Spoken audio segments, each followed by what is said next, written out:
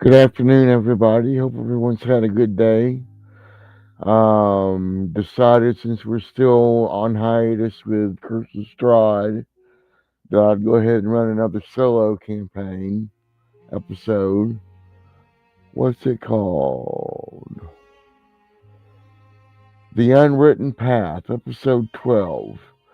So if you'd like to be notified whenever I do these solo adventures using Chat GPT, make sure you subscribe. That way you'll know whenever, because it's not a set schedule or anything like that. Hopefully, Curse of Strahd will restart soon, and we'll get back to that more than the solo stuff. But at any rate, if you could give this video a like, comment on it if you want, but definitely subscribe. It'd be greatly appreciated. Today's music is The Reaper's Cello by Demonic Violin. I do not own the copyright. I just want something for the background for the game. A game that I'm playing as Simon, a Tiefling Fighter level 4, Rogue level 1. And here's the recap of episode 11. Here it is verbatim, exactly as you wrote it. Here's a tight, punchy, narrator-ready recap for episode 12. Clear, dramatic, and fast to read aloud. Hashtag. Episode 11 recap. Punchy version.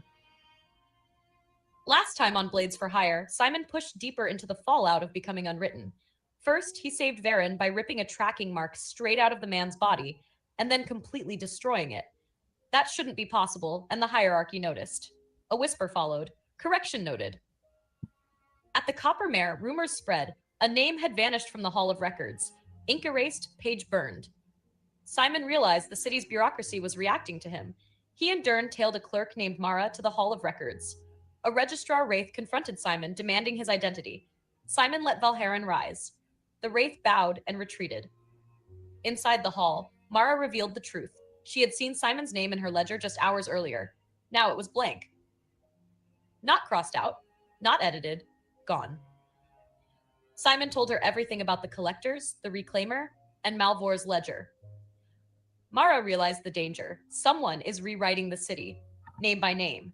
And Simon, being unwritten, is the only person who can't be overwritten. If he wants to do good, he must go deeper into the hall and find out who is erasing reality from the inside out. If you want an even shorter 20 to 30-second version, I can trim it further. Okay, let's start today's episode 12.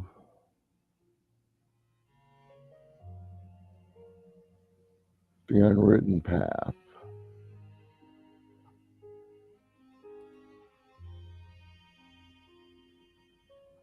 Unwritten Path.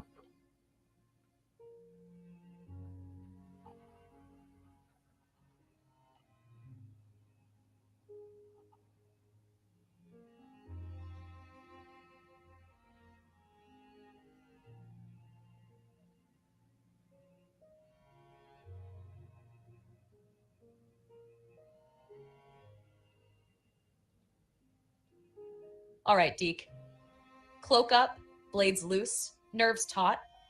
Episode 12 opens like a cathedral door groaning in the dark. Time to walk the unwritten path. Episode 12, The Unwritten Path. The Hall of Records does not wait for you to enter. It breathes.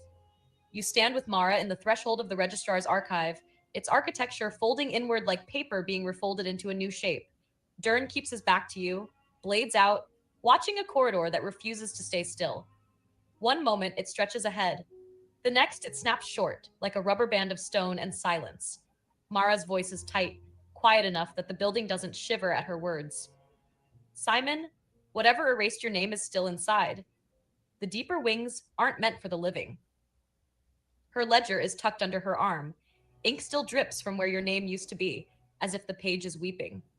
The lights overhead flicker, not like torches, but like someone flipping through versions of the hallway and fast forward. Old, new, Incorrect. Corrected. Then you feel it. Not a presence watching, a presence waiting. Valharan hums in your bones, not hungry, not angry, expectant, like a tutor ready to see whether the student recites the lesson or redefines the alphabet. To your right, three hallways now exist where there had been only one. One descends, carved from granite, official and rigid as a bureaucrat's spine. One spirals upward, lined with torn scrolls fluttering as if in wind that doesn't exist. One stays perfectly still, too still, an unchanging hallway as if frozen out of time. Mara swallows hard. I've never seen the hall do this. Dern grunts. Pick a road, boss, before the walls decide for us. Something shifts behind you. The wraith that bowed to you earlier is hovering near the ceiling now, head tilted, waiting to see your choice. The moment your attention lands on it, it whispers, Unwritten, choose. A path once walked becomes canon. The three corridors pulse faintly. Whichever one Simon chooses sets the theme of today's episode. Take your time. This is a turning point. Which path does Simon step onto? Let's see. One descends, one spirals upward, and the other is perfectly still. Simon will descend the granite stairs, stairway.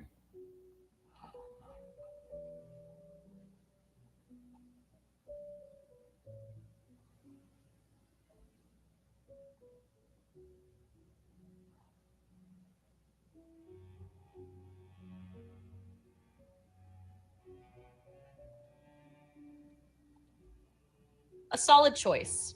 The kind of choice a man makes when he wants truth with teeth. Simon descends the granite stairway. The granite steps are wide enough for three people to walk abreast, yet they feel narrow, as if the hall itself is suddenly stingy with space. The moment Simon's boot touches the first step, the other two corridors seal behind him with a papery hiss, like someone slamming a giant book shut. Mara flinches. Dern mutters, Well, that's comforting. The stairway descends in a perfect line downward, unnervingly precise. The walls are cut stone engraved with sigils you don't recognize. Not arcane, not divine, more like shorthand. Editorial symbols. Marks for deletion, insertion, revision. As you descend, the sigils begin reacting to you. The deletion marks dim, the revision marks flicker, but the insertion marks flare bright amber, one after another, like stepping on pressure plates of prophecy. Valharan vibrates in your hands with a low thrum, the way a sword growls to itself. Then the air changes. It becomes cold, but not natural cold. It's the chill of a room where someone erased a person so thoroughly that even their warmth was removed from history. A landing appears below, lit by pale blue lanterns. On the floor is a massive stone disc 20 feet across, carved with circular text in a language that feels familiar in your bones. Mara kneels beside it, brushing the dust from the engraving. She reads aloud, voice trembling, Sublevel 3, Repository of Corrections, access granted only to the written. She looks up at Simon. You shouldn't be able to be here. The lights flicker. A shape begins forming ahead, as if ink is drawing a figure in midair. Tall, rigid posture, fingers stained black. Its voice scratches like quill on parchment. Unwritten. Why do you enter the corrections repository? Dern shifts his stance, ready. Mara freezes entirely. The creature waits, quill tipped fingers twitching with anxious authority. Simon stands alone in its focus. This is the first real gatekeeper. How Simon answers determines whether this becomes a negotiation, a test, or a fight with something that edits reality like a red pen. What does Simon say to the correction keeper?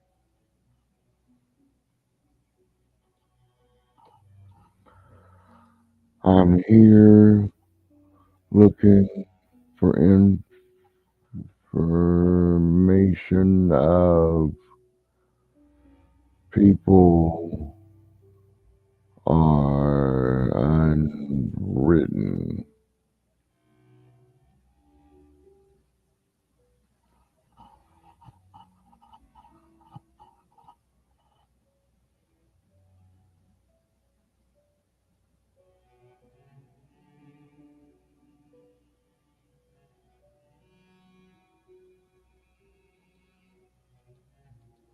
The figure freezes mid stroke, quill fingers hovering in the air like they're waiting for permission to continue existing.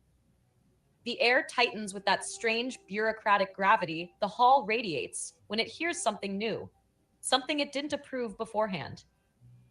The correction keeper tilts its head a few degrees. Ink dribbles from its fingertips and hisses when it hits the floor. Unwritten, it repeats, tasting the word like it's both forbidden and delicious. Pluralization detected. Query classification? Anomaly. The lanterns dim to a ghostly whisper of light, leaving Simon standing in a pool of pale blue. State the purpose of your request. Its voice sharpens, forming punctuation marks in the air as it speaks. The unwritten are not subjects of study. The unwritten are errors, unacceptable conditions. They are to be corrected, unless the correction cannot be applied. Dern mutters under his breath. And Tess, I don't like the way it said corrected. Mara, pale, leans toward you. Simon, careful. Asking about them might imply you're one of them. The keeper's head twitches. It leans close, ink smoke billowing from its joints. Are you unwritten? Valherin heats in your grip, a subtle warning, or maybe anticipation. The keeper's quills tremble, hungry to record your next words, reshape them, weaponize them, or bow to them. This is one of those knife edge moments. A lie could collapse the stairway. The truth could brand you. A half truth could confuse the system in your favor. The keeper waits. Does Simon answer honestly that he is unwritten, or does he give it something else? No, I'm not an unwritten. Whoops.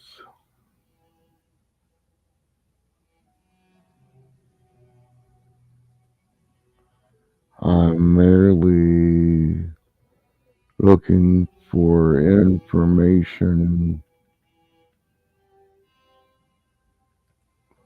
about them.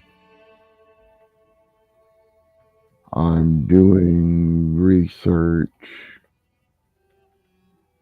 for a book I'm writing. Sure, why not?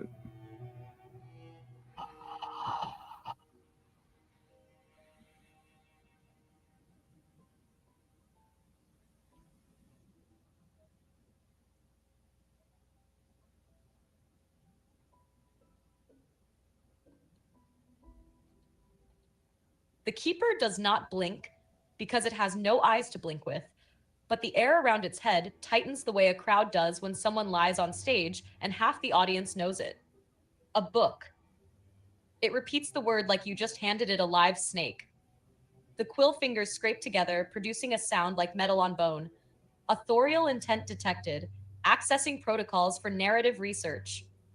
Symbols along the corridor light up, shifting from red revision marks to a soft amber glow. The hall wants to believe you. Bureaucracies adore paperwork, after all, even fictional paperwork, even paperwork unstuck from linear reality. Mara gives you a sideways look that reads, I cannot believe that worked. Dern smothers a smirk. The correction keeper straightens. Its torso elongates as if being redrawn. If your purpose is literary, then the hall requires validation. You must demonstrate knowledge of subject. Produce your current working definition of the unwritten. Ink drips from its fingers, forming a hovering parchment like square in the air. Lines appear, waiting. Minimum length, 3 statements. Maximum ambiguity, 0. Falsehood penalty, correction. The floor beneath your feet shifts a centimeter, a quiet reminder that correction is not a metaphor here. The lanterns dim further. The hall wants your definition. The keeper demands your definition. And whatever you write or speak will become canon to this place, binding your relationship to the unwritten going forward. Valharan hums, sensing the gravity of the moment. Mara whispers, Simon, choose your words carefully. This building takes statements literally. The keeper leans forward, ink quills ready. What definition of the unwritten does Simon give the hall? Wow. Um,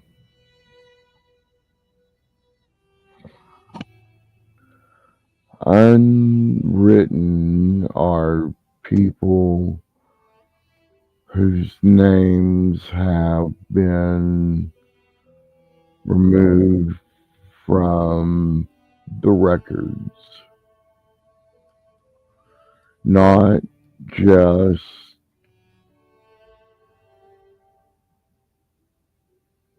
scratch through, but I can't type today, but completely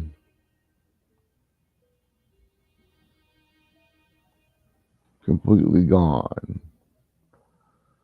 I don't know who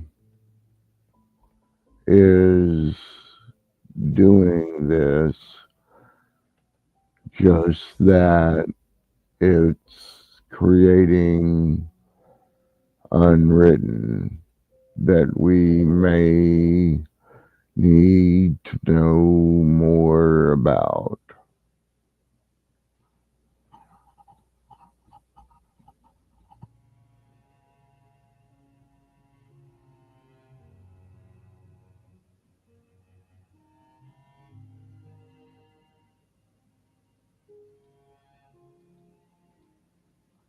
The keeper's quill fingers stop trembling. They go still, perfectly still. Your words etch themselves across the floating square of parchment in strokes of black fire. Each sentence lands like a hammer blow in a cathedral of silence. The hall listens. It accepts. A deep, resonant thoom rolls down the granite staircase, as if some massive archival vault just locked a definition into place forever. The keeper reads your statements back, not for comprehension, but for integration. Unwritten are people whose names have been removed from the records, not scratched through, not edited, but gone. Creator unknown, purpose unknown. Threat level incomputable. The parchment folds itself and vanishes into the keeper's chest like a letter going into a mechanical heart. Then, for the first time, the keeper bows its head to you. A slow, creaking arc of respect. Definition accepted. You are authorized to access Tier 1 inquiry. Proceed. The stone disc at your feet rumbles. Concentric rings turn, rotate, click. Like a vault unlocking downward, a seam opens in the floor, revealing a spiral of faintly luminescent steps descending into deeper shadow. The keeper gestures at the new passage. Repository of lost names waits below. If unwritten exist, you will find traces there. Be warned, traces are not stable. They cling. Mara stiffens. Cling? Cling to what? The keeper rotates its head one full slow revolution. The nearest identity. Both she and Dern instinctively take a half step back from Simon. The stairs wait. The air gets colder. Valherin warms, like it wants to take the next step before your feet do. The keeper dissolves into drifting ink smoke, leaving its final words echoing behind. Descend, author. Your story is already reading you. The path is open. Does Simon take the stairs into the repository of lost names? Simon will call upon Valherin to help guide him. Then he will proceed down the stairs into the repository.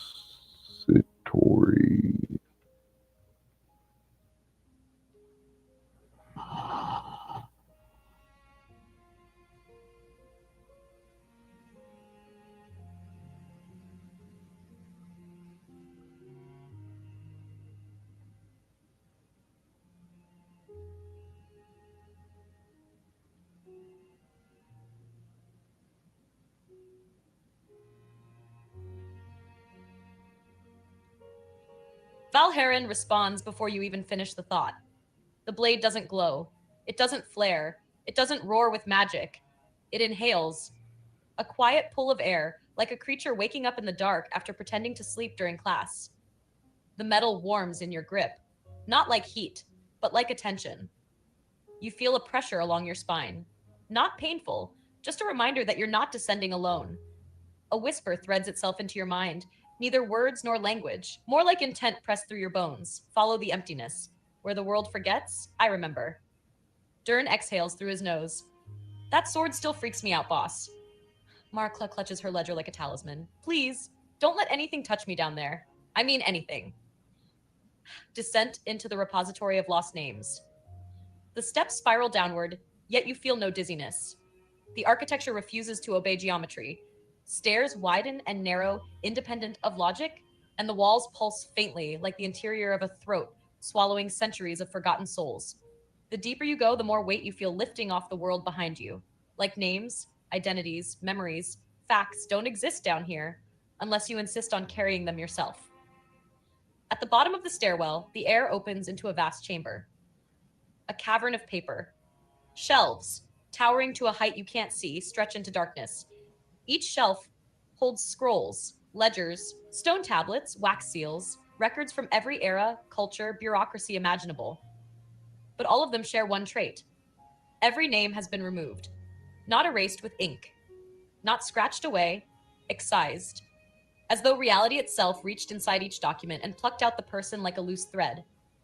In the center of the chamber floats a massive sphere composed of shredded parchment, swirling slowly as if orbiting an invisible sun. Every fragment whispers as it turns, was, gone, missing, forgotten. Valharan pulses in your palm. The warmth sharpens, directing your attention toward a far corner. There, resting on a pedestal of polished obsidian, lies a single book, a thick one, bound in dark leather, pages yellowed with age, its cover blank. But the second you look at it, the air around it warps, because Simon recognizes it. Not from sight, from absence. It's Malvor's ledger, or rather an older sibling, a prototype. The moment your gaze locks on it, the swirling parchment sphere shudders to a stop. Every lost scrap of every lost name turns toward you like an audience holding its breath. Dern steps back. Simon, that book is alive.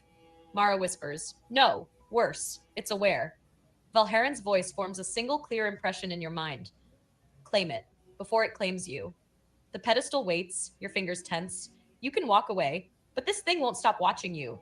Does Simon take the book? Or does he inspect it first without touching it?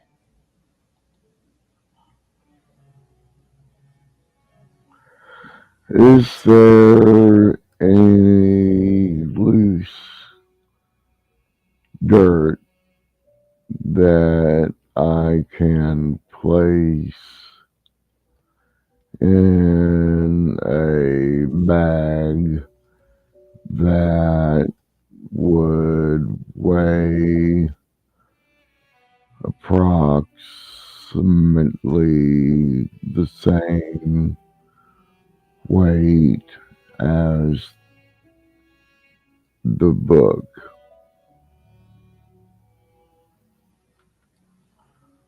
Then Simon will inspect it first without touching.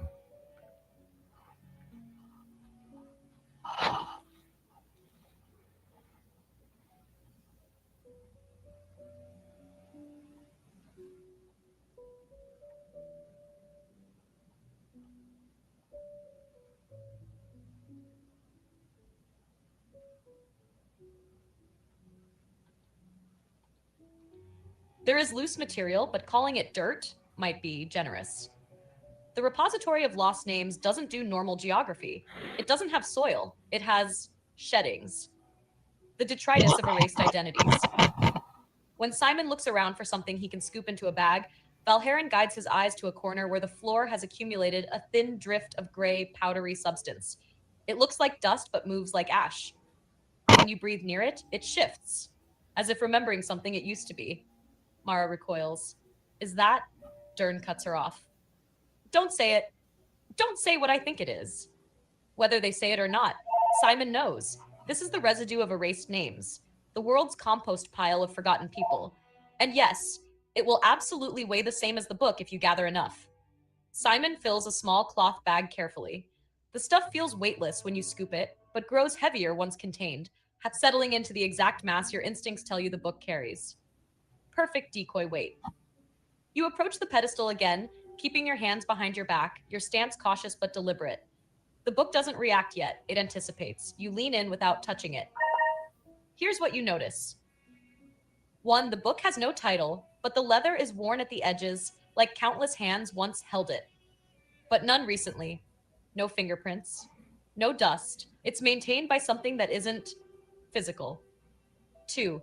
The stitching along the spine is wrong. It's too tight, almost organic, like tendons braided instead of thread. 3. The cover shifts when you stare at it. Not visibly, but conceptually. One moment it feels ancient, the next brand new, the next like a draft copy of reality waiting for a signature. 4. There is an indent on the pedestal, a square depression exactly the shape of the book. Like your decoy bag would fit there perfectly. 5. The book is exuding the faintest whisper, not words, an invitation, a promise, a threat. It wants to be claimed, but it also wants to test whether you understand what claiming means. Valharen's presence tightens, protective but urging. Dern stands farther back. Mara is shaking. The air around the pedestal is thick enough to choke on. You've got options. 1. Place the decoy bag on the pedestal and see what triggers. 2. Try to open the book without removing it. 3. Use magic or Valharen to probe it further. 4. Walk away and make the book react first. No wrong answer, but each leads somewhere very different. What does Simon do next? Simon will invoke Valharan again to probe the book further.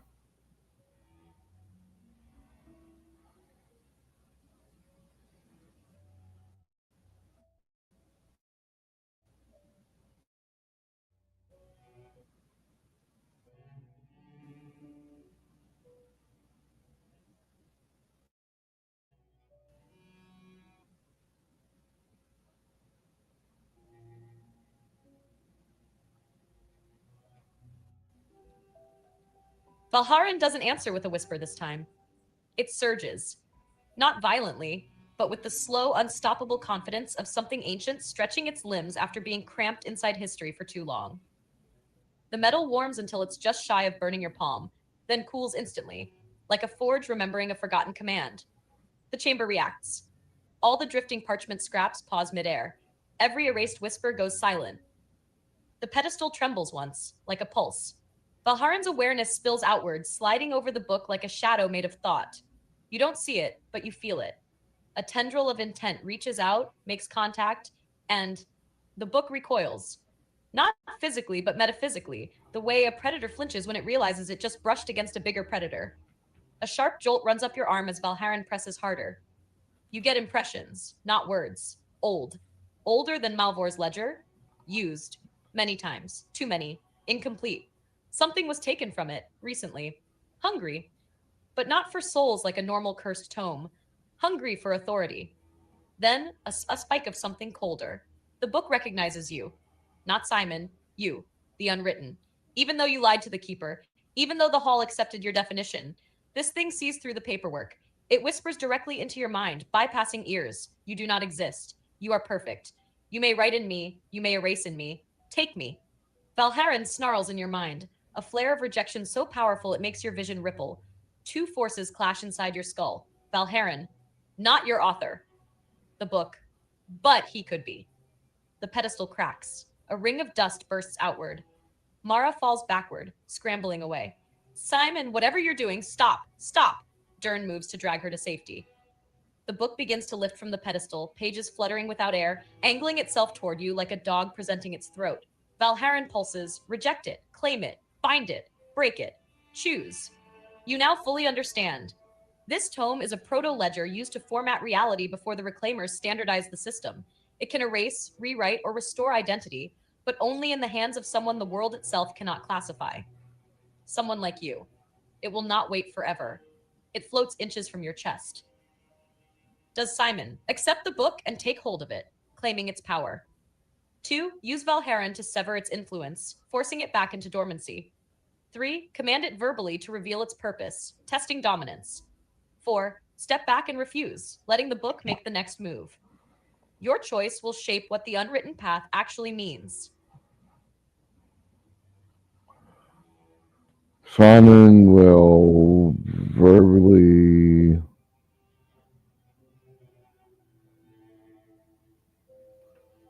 command it to reveal its purpose and intent.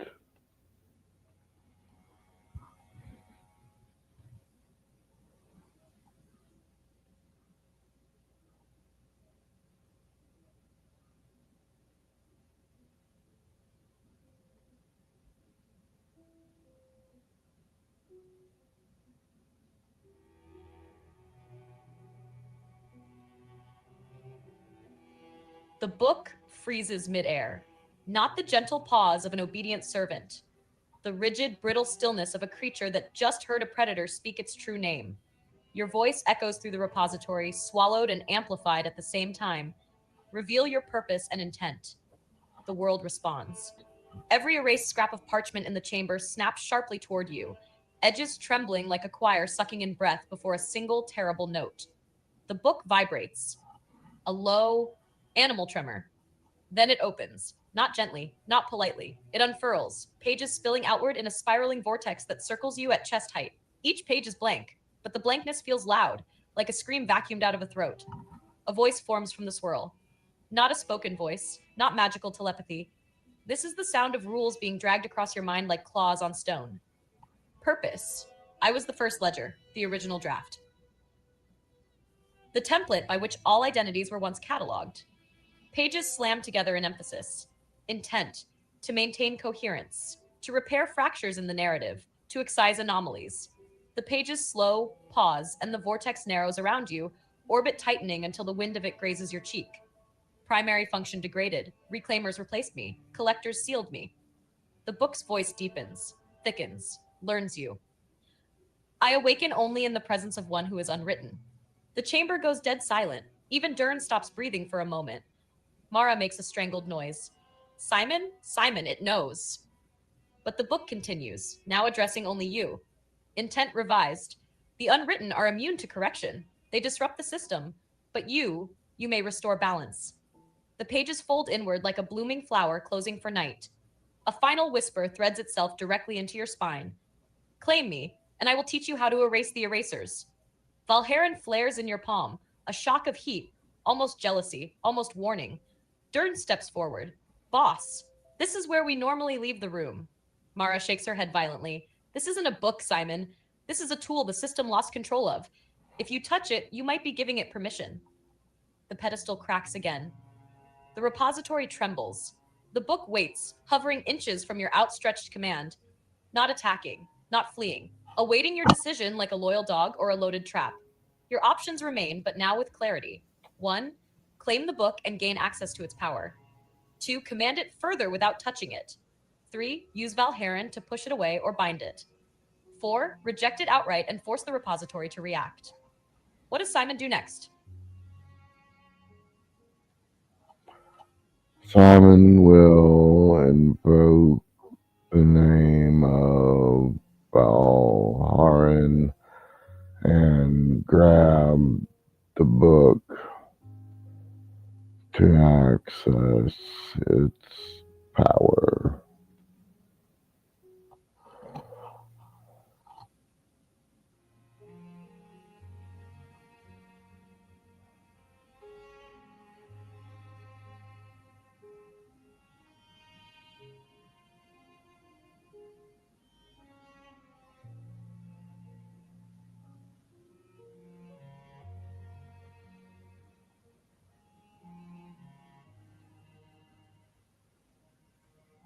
The moment Simon speaks Valherin's name, the entire repository shudders like something enormous turned its head toward you.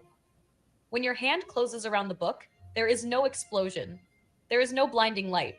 There is only impact. Not physical, conceptual, like grabbing a live wire connected to the fundamental scaffolding of reality. The bonding. The book doesn't resist, it rushes into you.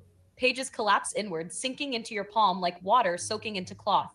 The leather cover liquefies, flowing up your arm in a spiral of ink, binding itself to your skin in fast moving, rune like veins.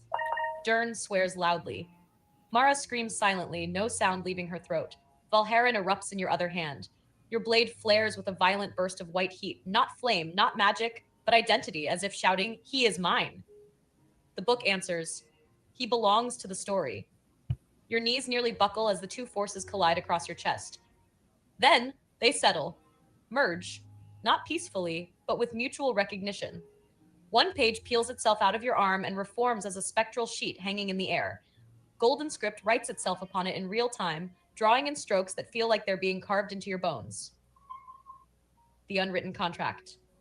Bearer, Simon. Confirmed, authorited. Limited editorship.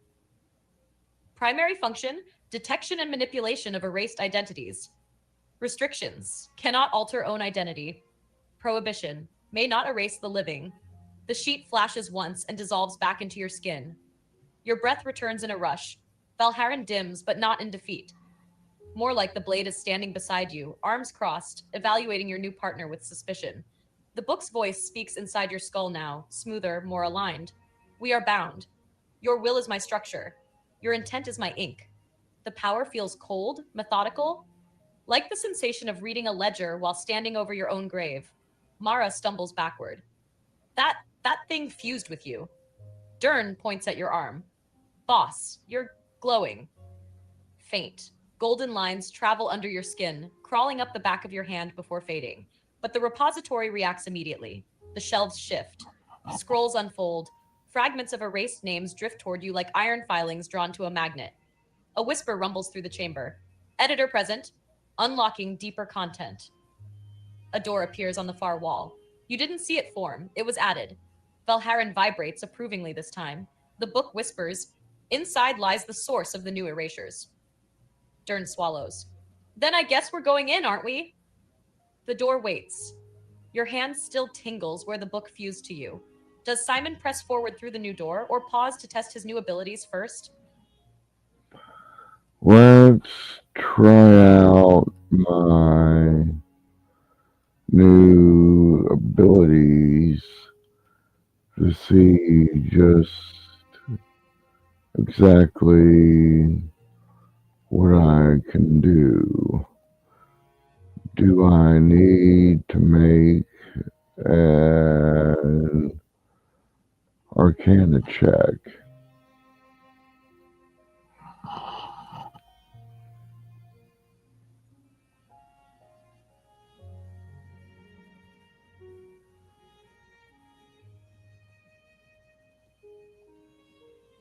Testing the new powers is absolutely the smart move, especially when you just grafted a primordial bureaucracy engine of reality onto your soul. And yes, since this is a magical interface between Simon, Valharan, and the First Ledger, you'll need to make an Arcana check to safely probe what the new editorship can do without triggering any unintended corrections. This isn't just reading a spellbook. This is poking a sleeping dragon made of paperwork. Mechanically, here's what the check represents. How well Simon can interpret the ledger's rules, whether he can sense available functions without activating them, whether Valharan's presence stabilizes or interferes, whether Simon avoids accidentally editing something in the room, or himself. The repository waits politely. The air has that expectant hush of 100 erased souls leaning in to watch you learn how to drive the thing that removed them. Valharan vibrates softly. Ready to act if your grasp slips. Please roll Arcana. Tell me the result, and Simon will find out exactly what he now has the power to do. Arcana plus 11.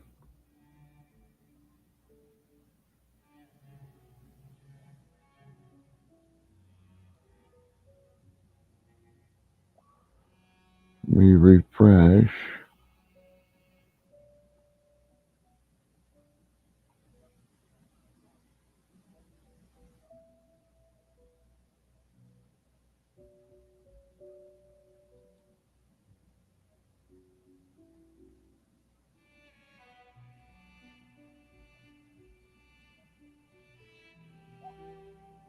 Arcana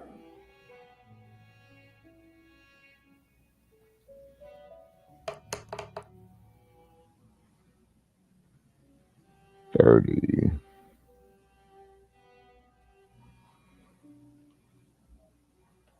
Simon rolled a 30 on his Arcana check.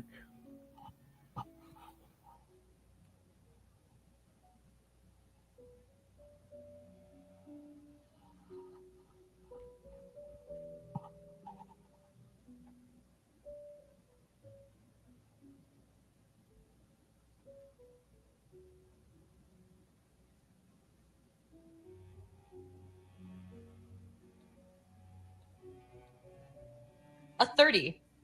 Simon doesn't just understand the ledger, he syncs with it. This isn't opening a spell book. This is stepping into the control booth of a cosmic printing press. and realizing the machine already recognizes your fingerprints. The repository reacts instantly.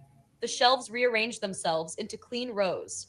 The drifting scraps form into orderly spirals around you. The air stops trembling and becomes still. Even Valherin quiets, as if impressed. Nashed, what a natural 30 level insight reveals. Simon's mind lights up with three distinct layers of newfound capability, each more dangerous than the last. Below is what he now understands instinctively, as if he has always known it. Number 1, passive ability, name sense. You can now feel the presence of names, not the sound of them, not the letters, the weight.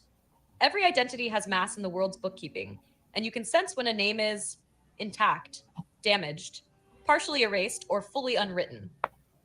This functions like detect magic, but specifically for identity. Right now, you sense something smoldering behind the new door, a name that is being actively overwritten. Number 2, active ability, restore fragment time.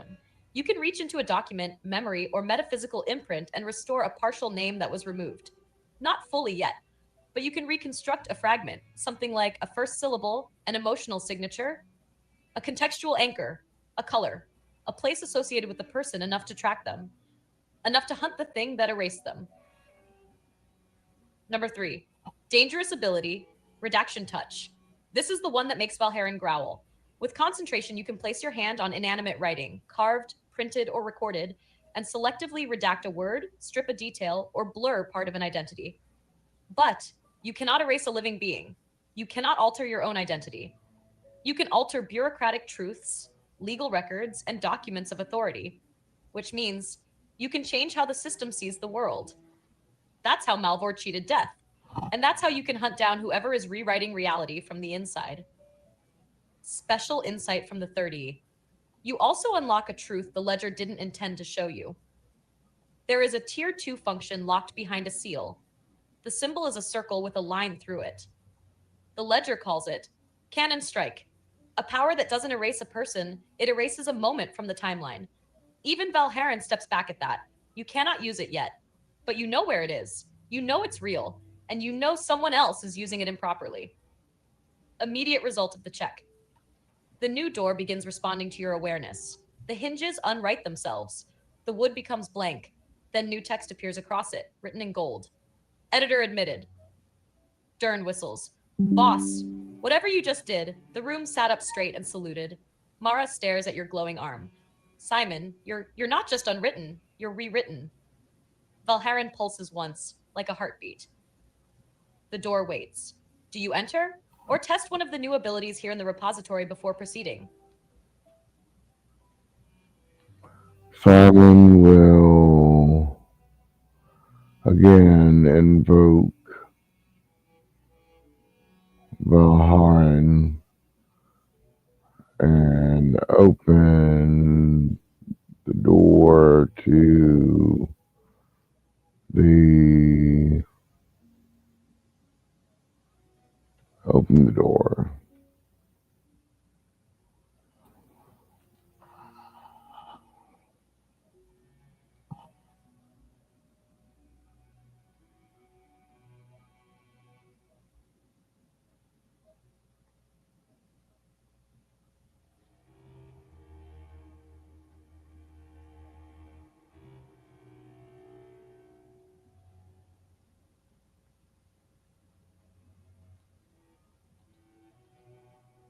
Invoking Valharan now isn't just calling on a weapon.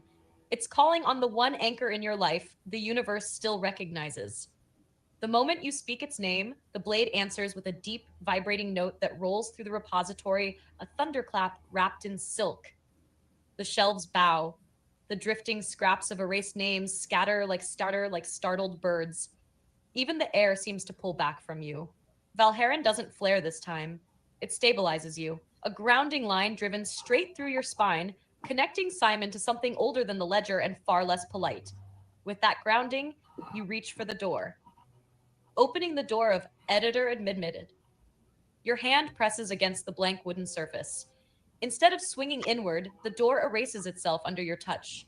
Wood becomes dust. Dust becomes light. Light becomes a doorway. And then the chamber beyond simply writes itself into existence where nothing had been seconds ago. The air pouring out is cold, but not physical cold. This is the temperature of absence, the kind of chill you feel at the empty chair of someone who should still be alive. Volharen pulses, not warning, recognition.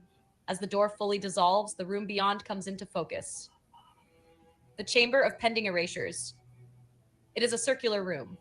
Walls smooth as untouched parchment. No shelves, no scrolls, nothing stored. Instead, suspended in the center of the chamber is a single object, a floating quill, long, black, metallic, etched with the same shorthand symbols you saw on the granite stairway. It writes in the air, endlessly, a name, then erases it. A name, then erases it. Each name never becomes fully visible, just fragments. Ja, Al, me, Ro, you feel each one die before it's born. Behind the quill floats a silhouette, a person shaped smear of static, like an unfinished drawing. It has no features, no details, no identity, just a hollow outline of someone who used to be. When it senses your presence, it turns. And for the first time, the ledger inside your arm reacts with fear. A message streaks across your nerves. Active eraser detected. Designation unknown. Danger extreme. Dern chokes on his own breath. Mara grabs your cloak in terror. The silhouette speaks, but its voice is not a voice. It is the sound of a name being deleted while still in the speaker's throat. Simon, unwritten, editor, why interfere? The quill freezes mid stroke. Valharan heats, furious, protective, ready. The ledger tightens, calculating, rewriting probabilities, and the unfinished figure raises a hand, not to threaten, but to offer. Between its fingers appears a scrap of golden parchment, with a line of writing that refuses to stay stable. A name, half erased, half restored. Someone you know. Someone you shouldn't see here. Someone the system is trying to remove. The page trembles. The figure whispers, would you like to save this one? The name flickers again. Malv? Oh, yes. You know that name. The figure waits, quill hovering, ready to erase whatever you decide. Do you, 1, take the parchment to restore the name? 2, attack the eraser before it completes the deletion? 3, order the ledger to lock this entity down? 4, let the deletion continue to learn its purpose? Your choice will define your next power and your next enemy. Simon will let the deletion continue to try to figure out what's going on.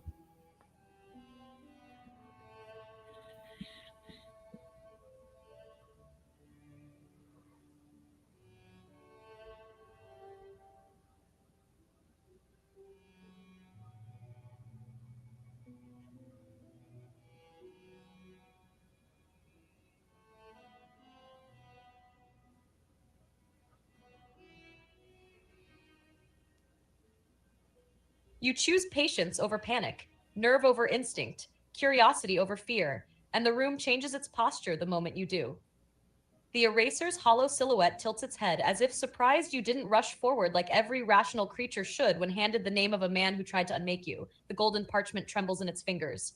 The half erased name flickers. Malv, Ma, Vorn, Vor. It's unstable, but not dying. Not yet. You have bought it time by risking your own. The erasure continues. The quill moves again, writing invisible marks in the air. This time you don't blink, you watch. And you finally begin to understand the eraser's method. This isn't random deletion. This isn't malice. This isn't chaos. This is surgery. Precise, cold, intentional. The quill removes Malvor's affiliations, Malvor's documented crimes, Malvor's legal existence, Malvor's connection to anyone still alive. But it does not delete Malvor's life. It deletes the context around him. Valharan rumbles in your hand, a low, disapproving growl. The ledger in your arm pulses golden script across your skin. This is not deletion of identity. This is deletion of accountability. And then a second line appears. This pattern matches no reclaimer protocol. That is the ledger's polite way of saying someone is cheating the system. The quill stops. The silhouette raises its hand again, showing the parchment. Now the name is even more unstable, but readable in flashes. Vor Malv.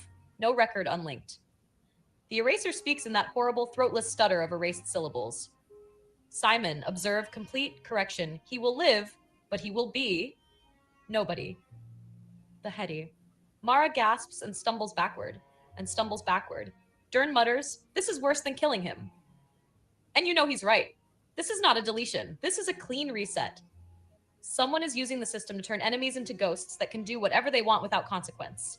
Someone is weaponizing anonymity. Someone wants Malvor to walk again, invisible to every law, every ledger, every authority. This isn't mercy. This is recruitment. The eraser moves to finish the cut. The parchment shudders. The name reaches its breaking point. The final stroke begins, and the ledger screams in your skull. Stop him. You now understand the truth with perfect clarity from your Arcana 30 insight. If the eraser completes this edit, Malvor won't just be free. Malvor will be unwritten like you, and the world can't survive two of you on opposite sides. The quill drops for the final stroke. You have one heartbeat to act. Do you, 1, intervene and seize the parchment, restoring the name before the quill finishes? 2, command the ledger to forcibly suspend the edit. 3, strike the quill with Valherin to break the eraser's tool. 4, attack the eraser directly. Simon's next action determines whether Malvor becomes a ghost or a target.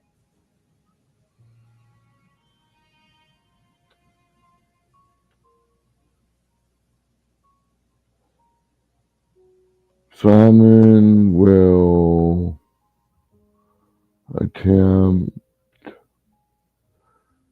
to destroy the quill to break the eraser's tool.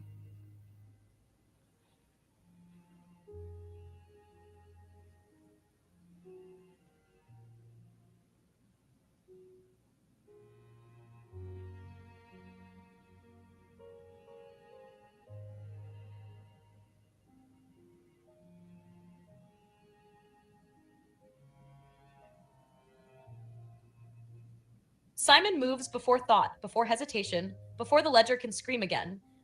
Valherin doesn't ignite. It erupts. A column of white-blue authority burns along the blade as if someone just forged a new law into existence. The entire repository flinches. Papers scattering, shelves bending, air cracking like ice under a hammer. The eraser turns. Too slow, too late. The quill is mid-stroke, inches from completing Malvor's erasure, when Simon brings Valherin down in a clean and perfect arc. A swordsman's strike. A judgment. A correction of the correction. The moment of impact. Valherin meets the quill with a sound that is not metal striking metal. It is a gavel dropping, a ledger slamming shut, a name being spoken again for the first time. The quill fractures. No, it shatters. Black metal explodes outward in shards of ink and static. The hovering names collapse back into the air like snow. The room dims. The silhouette recoils violently, its outline flickering like a dying flame. The parchment in its hand spasms. The half erased name stabilizes, not fully, not beautifully, but enough to keep it tethered to existence. It reads Malvor, not clean, not restored, but no longer lost. The ledger in your arm reacts instantly. Erasure interrupted. Subject, Malv status damaged but alive. Valherin flashes in approval. So does something darker. The faint suggestion in the blade's aura that it enjoyed destroying the quill. Hack, the eraser's reaction. The figure stiffens, glitching violently. Where it stands, the air warps, like a drawing being erased while still on the page. It speaks, and its voice is pure distortion. Violation, illegal intervention, identity restoration. Editor Simon, you have broken protocol. Its arm lifts, trembling, furious, wounded, but it is powerless without the quill. A tool user without a tool. The ledger pulses across your chest. The eraser is incomplete. It cannot touch you without its instrument. Finish it, or interrogate it. Dern draws both blades. Mara hides behind the doorway. The eraser's outline dims, but does not vanish. It's not dead. It's not alive. It's one bad breath from collapsing. But it's still thinking, still aware, still holding the parchment with Malvor's name, and it whispers, Simon, why protect a man who tried to unmake you unless you wish to unmake someone else? It's baiting you, but also afraid of you. A wounded animal with too much knowledge. The room waits on your next decision. Do you 1. Destroy the eraser while it's helpless, ending its influence entirely? 2. Seize the parchment from its hand, fully reclaiming Malvor's identity? 3. Interrogate it, forcing it to reveal who ordered these deletions? 4. Bind it using the ledger, making it your tool. Simon's choice now defines what kind of editor he becomes. Simon will ask who ordered the deletions and then bind the ledger to make it my tool.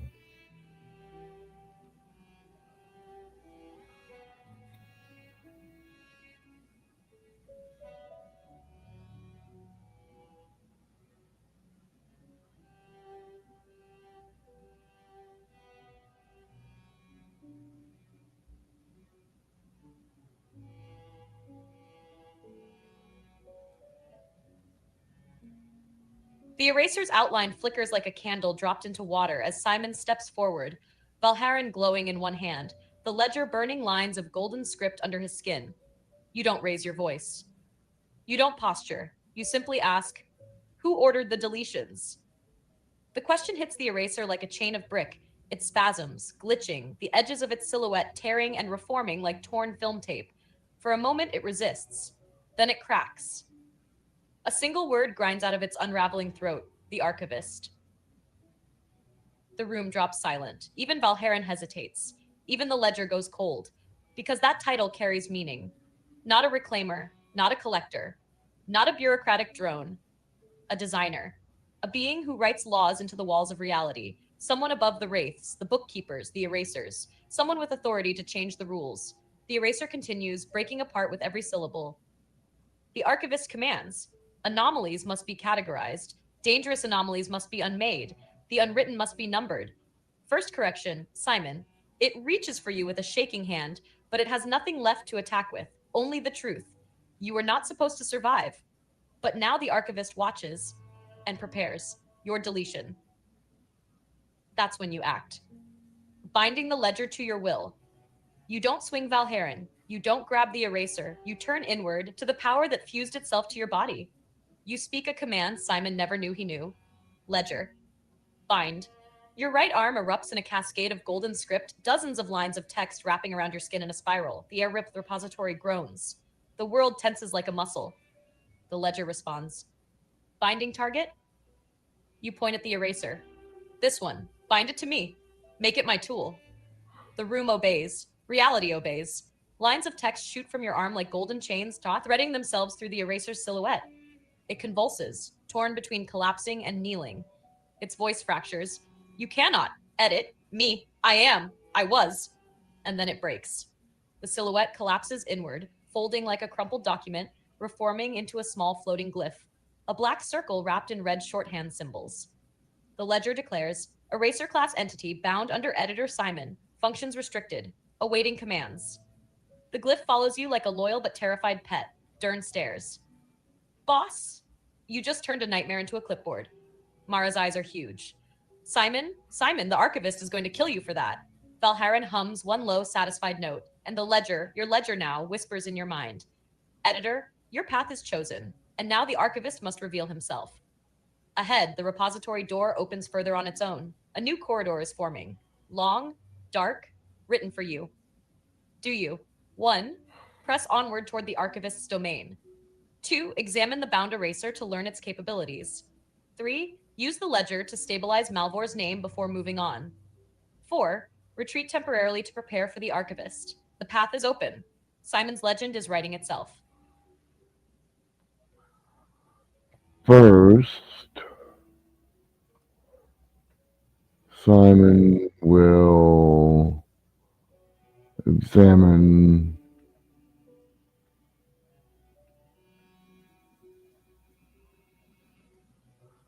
the bound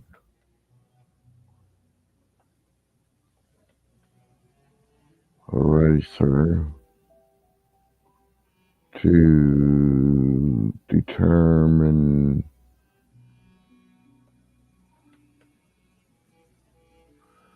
what it can do. Then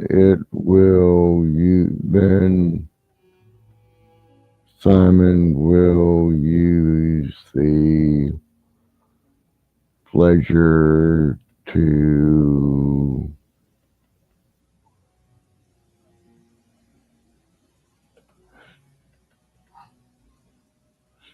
stabilize Malvor name.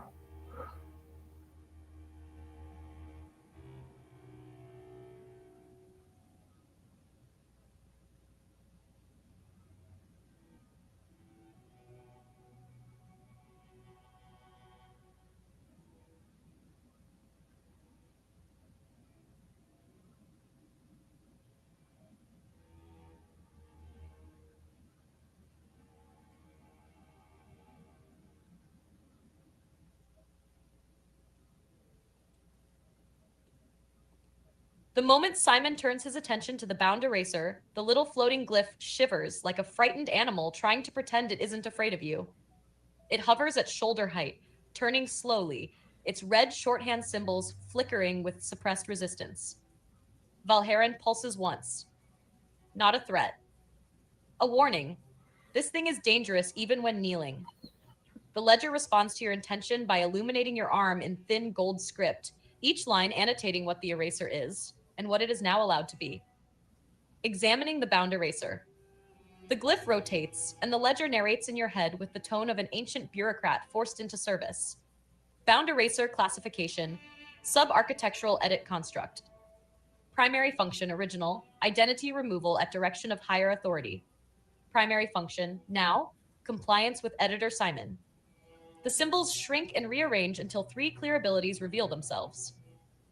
Number 1, trace edit, limited. The eraser can expose editing scars on a person, object, or document. These appear as glowing red marks that show who has been partially erased, where a deletion began, whether someone has been overwritten. It cannot perform the deletion anymore, but it can show you exactly what has been tampered with. This is an investigator's dream. Also a spy's tool. Also terrifying.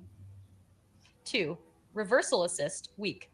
The eraser can stabilize an unraveling name or identity, but only if commanded and only for a short time. It cannot restore someone fully, but it can hold them in place while you do. It is effectively clamps on a surgeon's table. 3. Archivist link, dormant. This one nearly stops your heart. Bound or not, the eraser still carries the faintest thread connecting it to the archivist. You can't use it to spy. You can't use it to track the archivist. But the ledger confirms. If the archivist issues commands, this construct will sense them, meaning you now have an early warning system for when the big bad decides to get involved. Dern mutters, "Boss, that is not a pet. That's a tripwire with feelings." Now, stabilizing Malvor's name. The parchment fragment still floats where the eraser dropped it. It quivers, half alive, half dead. A name caught between being erased and being remembered. You reach toward it with your ledger marked hand. The golden script along your arm intensifies. Editor authority recognized. Initiating name stabilization protocol. The floating glyph twitches. Red lines extend from it, gripping the parchment like clamps holding a heart for surgery. You feel the ledger guide your hand, but you provide the power. Simon speaks, not loudly, but with intent that cuts deeper than a blade. "Malvor, be fixed." The room responds. The parchment glows. Letters assert themselves, stuttering into shape, burning through the damage. Malvore. Not perfect, not pristine, but whole enough that the world can no longer pretend he doesn't exist. The ledger confirms. Name stabilized. Subject Malvor, traceable. Identity integrity 62%. Mara whispers, "Simon, you just forced a man back into the world who was being erased by a cosmic editor." Dern shrugs. "Frankly, I'm surprised Simon didn't chuck the whole page in a fire. Guess we're heroes today." Valheran thrums with approval. Not for Malvor, but for your control over the ledger's power. The eraser glyph drifts close to you, trembling, bound, obedient, useful. With those tasks complete, the corridor ahead continues writing itself into existence. Smooth stone, deep shadow, golden symbols forming like the world preparing a stage for you. The ledger whispers, "The archivist waits. He knows you are coming." Valheran whispers another sensation, "Let him." Dern rolls his shoulders, ready to follow. Mara looks terrified but determined. The eraser glyph hovers behind you, a wounded tool awaiting command. Do you proceed down the corridor toward the archivist or prepare further before entering his domain? I can't think of anything that I might need to get. Potion invisibility, scroll protection, good and evil, fire resistance, throw poison, potion of healing. We should be alright.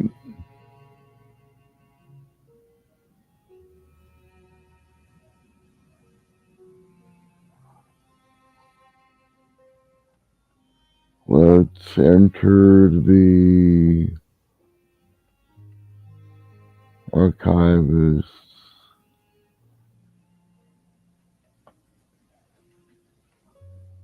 domain.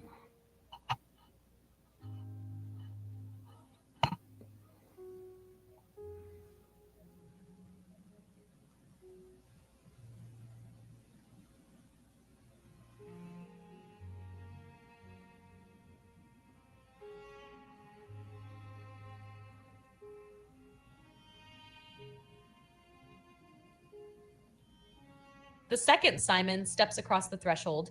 The corridor stops being a corridor. It becomes a decision. The walls straighten. The floor smooths. The ceiling rises until it vanishes into shadow. Every step you take echoes like you're walking through the spine of a library large enough to house a god's autobiography. Valharan is warm in your hand.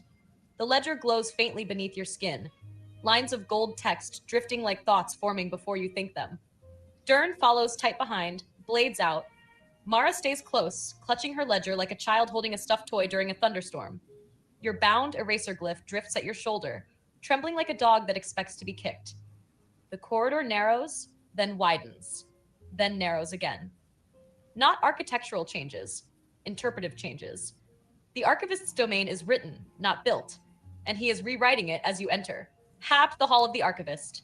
A vast circular chamber blossoms open before you. No shelves, no books, no scrolls, just one desk. A simple wooden desk the color of old tea. A chair, a lamp, a quill, a stack of blank parchment. It's the kind of desk you'd find in a quiet office, the kind an underpaid clerk might use to fill out forms no one reads. But the space around it says otherwise. The chamber is as large as a cathedral. Your footsteps echo for seconds.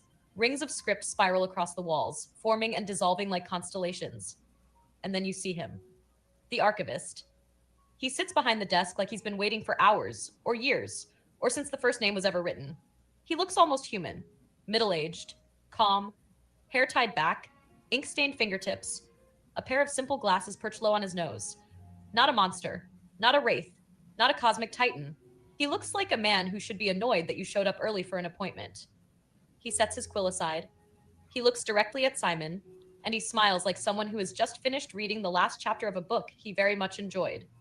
Simon, he says, voice gentle, not booming, not supernatural, just human. You've made an extraordinary mess. He gestures to the bound eraser glyph trembling beside you. You broke one of my tools. He gestures to your glowing arm. And you bonded with the first ledger. He gestures to Valharan. And you rely on something that does not belong in this world.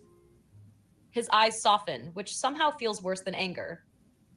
Tell me, Simon, before we begin, do you know why I ordered your deletion? The room goes silent. The glyph freezes. Mara stops breathing. Valharan seethes. This isn't small talk. He's asking you to define the field of battle. You can feel the ledger waiting. You can feel Valharan ready to cut.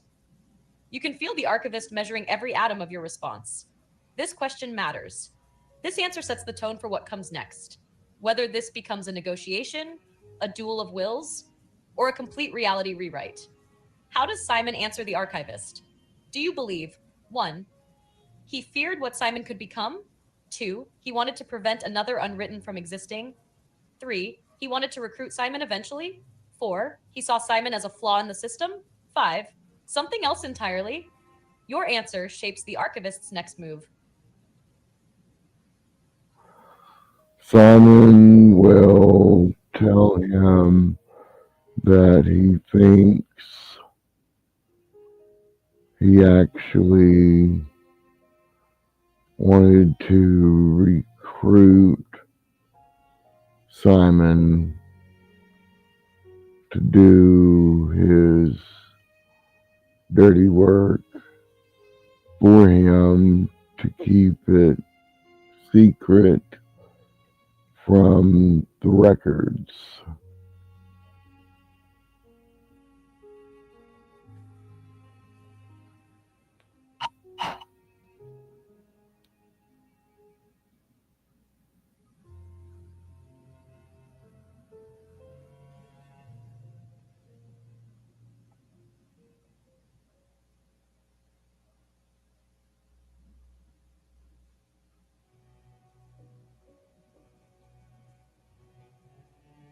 The archivist does not flinch, but the room does. The spiraling script along the walls stutters, freezes for half a heartbeat, then resumes in tighter, sharper patterns as though reality itself just sucked in a breath. The archivist folds his hands on the desk, slowly, precisely, like a man assembling a guillotine one piece at a time.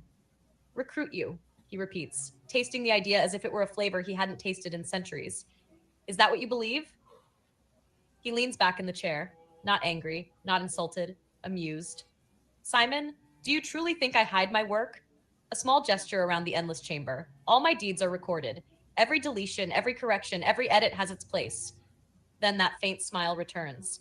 But you are different. You are unplaceable.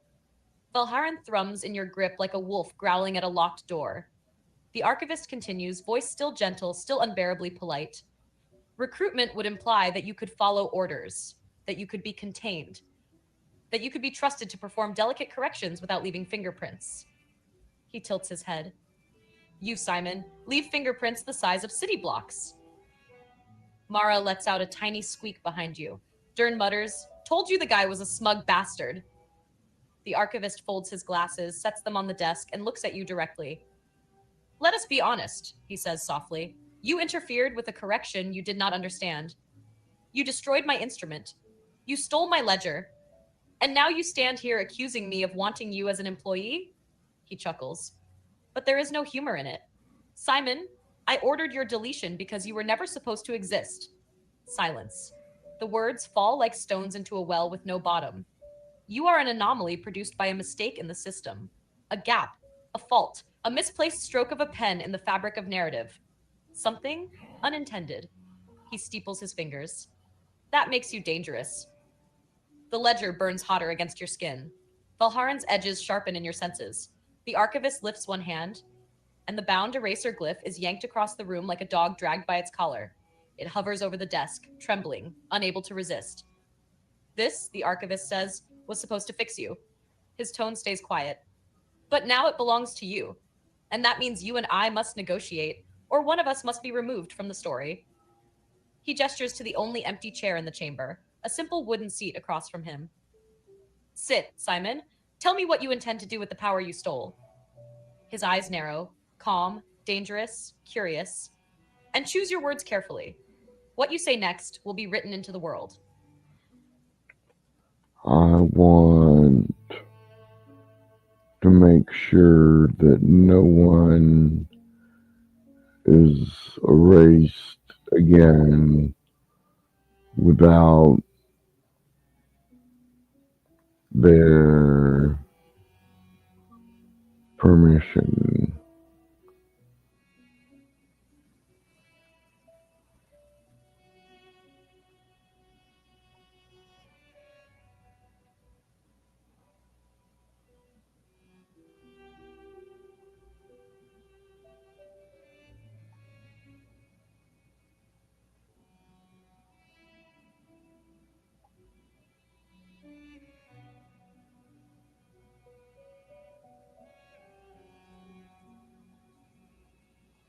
The archivist doesn't blink. He doesn't laugh. He doesn't argue. He studies you, like a biologist discovering a new species of wolf, one that has learned to use fire. The spiraling script on the chamber walls freezes mid motion, not stalled, listening. Your words carry weight here. Every syllable sinks into the domain like ink into parchment. No one is erased again without their permission. The archivist repeats your statement slowly, placing each word like a chess piece. A long silence follows, then he exhales through his nose. Admirable, he says softly. A moral position, a noble one, and profoundly unrealistic. He rises from the desk, not dramatically, not threateningly, just stands, and now you see it. He isn't tall, he isn't imposing. He looks like a kindly professor who could help you find a misplaced form. But the space around him bends, subtly, obediently. He is the gravity of this place.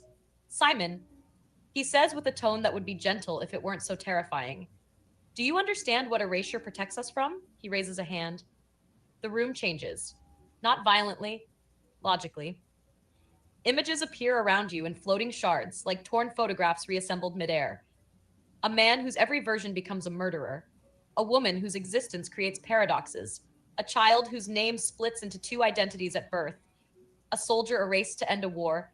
A despot erased to save a city. A sorcerer erased after rewriting reality one too many times. An entire gallery of necessary erasures. Necessary, according to him. He lowers his hand. The images vanish.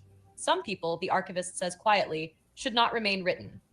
Valherin burns in your palm, agitated, hostile. The ledger at your arm pulses with golden script, warning, archivist manipulating narrative authority. The archivist ignores it. He steps closer, folding his hands behind his back. You, Simon, wish to protect identity, a noble ideal, but identity is dangerous, powerful, contagious. He tilts his head, examining you like one examines a loaded weapon on a toddler's lap. If permission becomes the threshold, you will save the wrong people and destroy the right ones. Then he stops one arm's length away, close enough for you to see the faint stains of ink under his fingernails.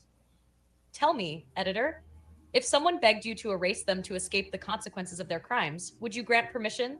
His eyes narrow. Would you refuse? Would you judge? Would you? Valharan snarls in your blood, and the archivist smiles faintly because he expected that. Simon, you are powerful, but you are new, young, unpracticed. He leans in, speaking softly, intimately. I asked what you intend to do with the power you stole. Now tell me this. He straightens, voice firm. Whose names will you protect? Everyone's? Or only the ones you like?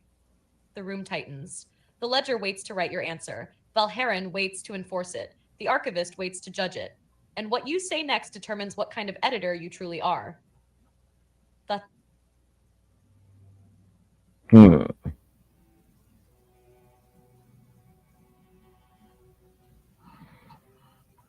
I will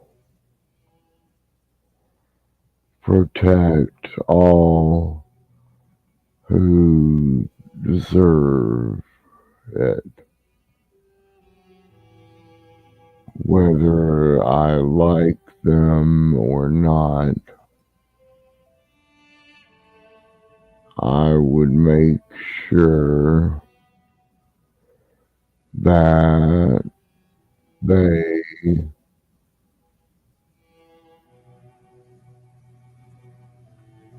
deserve it.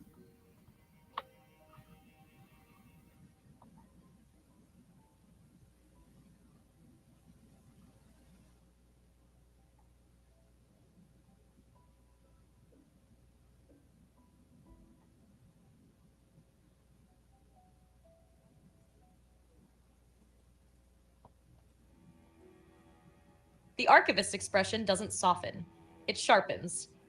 Your answer lands like a hammer blow on the foundation of this place. The chamber resonates. Not loud, deep. A pulse of force sweeps through the hall of the archivist, and for the first time since you arrived, the spiraling script along the walls rewrites itself without him directing it. It writes your words. I will protect all who deserve it, whether I like them or not. Deserving is the threshold. The archivist inhales sharply, barely perceptible, but the reaction is there. He didn't expect the domain to respond to you. Valharan warms in your grip, proud, possessive, predatory. The ledger's golden lines shimmer across your arm. Statement accepted. Editor's code established. The archivist closes his eyes for a moment. When he opens them, his smile is gone. Deserve. He tests the word like a shard of glass on his tongue. Do you even understand what you claim? He gestures, and 100 ghostly silhouettes appear around the chamber. People, strangers, criminals, heroes, children, monsters, all flickering, half real. Who decides who deserves to stay written? His gaze pierces you. You? A man who didn't even exist until recently? A man whose own identity is a question mark with a sword? Your eraser glyph quivers behind you as if afraid of what you just provoked. The archivist steps closer. You think I erase for convenience? For cruelty? He touches one silhouette and it collapses into glowing dust. I erase to maintain stability. Another silhouette flickers. I erase because the world must function.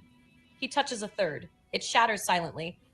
And I erase because some people, many people, have earned the right to be forgotten. He levels his gaze at you. You speak of deserving. Very well, Simon. He gestures to the silhouettes still hovering. One of them, one you recognize, brightens. A man in torn robes, eyes burning with mad certainty. A man you fought, Malvor. Tell me, the archivist says quietly, does he deserve to remain written?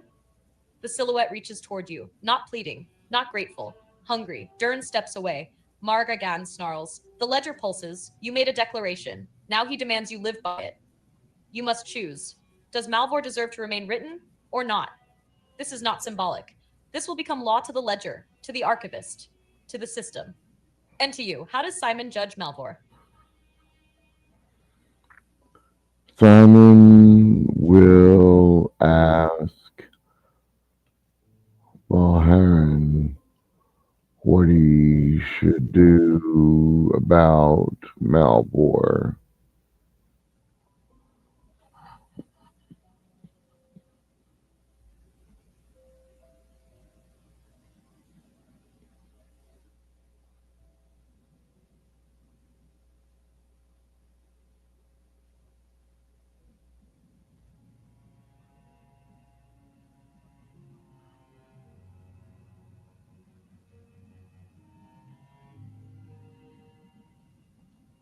Valharan answers before the archivist can open his mouth. Not in words, not in prophecy, not in some melodramatic heavenly choir. Valharan's voice hits your mind like the weight of a sword laid gently across your shoulders. Heavy, deliberate, absolutely real. Do not ask me who deserves to live. The chamber vibrates. The archivist's brows twitch. This is not a voice he expected to hear here. Valharan continues, the tone like steel being drawn across whetstone. I am judgment in motion. I am will made sharp. I know how to end a man, not whether he should be ended. The silhouette of Malvor flickers, lunging an inch toward you. Valharan pulses, and the figure recoils as though burned. Hear me, Simon. The blade feels heavier in your hand, like it's anchoring you to something solid in a room full of ideas pretending to be stone. Malvor is dangerous. Malvor is cunning. Malvor is capable of great evil. Then Valharan's heat intensifies. But Malvor is also yours. Those words slam into your chest. The archivist straightens slightly, intrigued. Valharan's meaning unfurls inside your mind. You have touched Malvor's name, interrupted his erasure, stabilized him, changed him. In doing so, you created a bond, not of affection, but of responsibility. Valharan presses on. You restored him. You chose not to let him be erased. That choice has weight. The blade warms until it's almost burning your palm. If he harms again, it will be because you allowed him to stand. If he rises, it will be because you gave him breath. Then Valharan says something colder, deeper. Deserving is not a quality of the soul. It is a consequence of the choices we allow. The archivist frowns. Valharan has stepped onto his conceptual turf. Your blade's final guidance. You must decide not who Malvor was, but who he becomes under your watch. The chamber goes dead silent. Even the archivist waits. The choice is yours again, but Valharan has reframed the question. Does Malvor deserve to remain written because you can shape what he becomes? Or does he deserve erasure because his past outweighs any future you could grant him? How does Simon judge Malvor's future now? Simon will allow Malvor to exist for now. He Simon will try to shape him into something better, something that deserves to exist.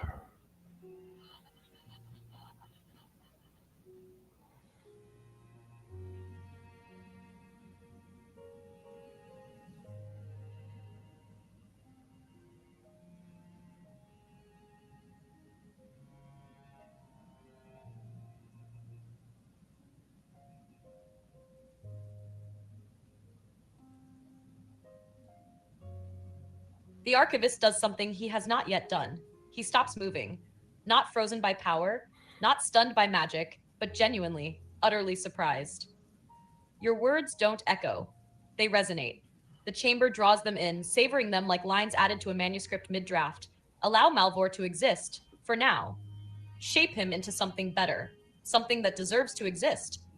Each phrase writes itself across the walls in golden script, encircling the chamber like a new law wrapped around an old world. Valharan hums, proud. The ledger warms, approving. Even the bound eraser glyph lifts slightly, sensing a shift in its master's intention. The archivist studies you with a new expression. Not disdain, not annoyance, not amusement. Curiosity. Shape him, he repeats softly. Simon, do you even understand what you have committed to? He gestures, and the silhouette of Malvor brightens, stabilizing slightly, as if the archivist himself acknowledges your judgment. Not agreeing, not approving, but recording. Malvor is not clay, the archivist says. He is fire. He burns what he touches, he twists what holds him. He does not bend, he consumes. His eyes narrow, and yet you choose responsibility over destruction. He steps closer, hands behind his back. That is not the choice of an editor. He tilts his head. That is the choice of a creator. The room tightens. The walls draw inward. Even your own breath feels written. The archivist continues. You intend to prove that even the broken, those written wrongly, can be corrected without erasure. He circles you slowly, like a teacher evaluating a promising but dangerous student. You challenge the system's core assumption. You challenge me. He stops in front of you, and you challenge fate. The archivist lifts two fingers. The silhouette of Malvor collapses into a sphere of golden dust, then contracts into a single glyph, a stabilized name node floating before you. Very well, Simon. He places the name glyph into your hand. Malvor, stabilized, 62%. Mutable, authority, editor. Simon, you claimed responsibility, the archivist says. Now you carry it. The name sinks into the ledger mark on your arm, becoming part of your authority, part of your burden. Then the archivist returns to his desk. He sits, he folds his hands, and he speaks words that change the nature of the confrontation entirely. Simon, you have done what no one else has ever done. You have introduced mercy into the system. A crack forms in the ceiling. Light pours through. The domain trembles. And so, he says almost wistfully, I cannot simply erase you. He looks you over with something like reluctant admiration. You are a variable I cannot control. He leans forward, eyes bright. So tell me, Simon, now that you've chosen your doctrine, what do you choose as your punishment? Dern. Boss, that's not usually multiple choice. He's letting you pick? That's bad, right? Heat and readiness. Ledger, awaiting selection. The archivist raises an eyebrow, waiting. You must choose a consequence for defying his system. Does Simon choose one, a duel of wills, a contest where reality bends around your debate? Two, a test. He sets a trial to prove your doctrine. Three, a cost. Sacrifice something personal to earn your right. Four, a mark. Be branded as a rogue editor, hunted by the system. Five, a bargain. Grant him something in return. The archivist will honor whichever you choose. Let's do a duel of wills.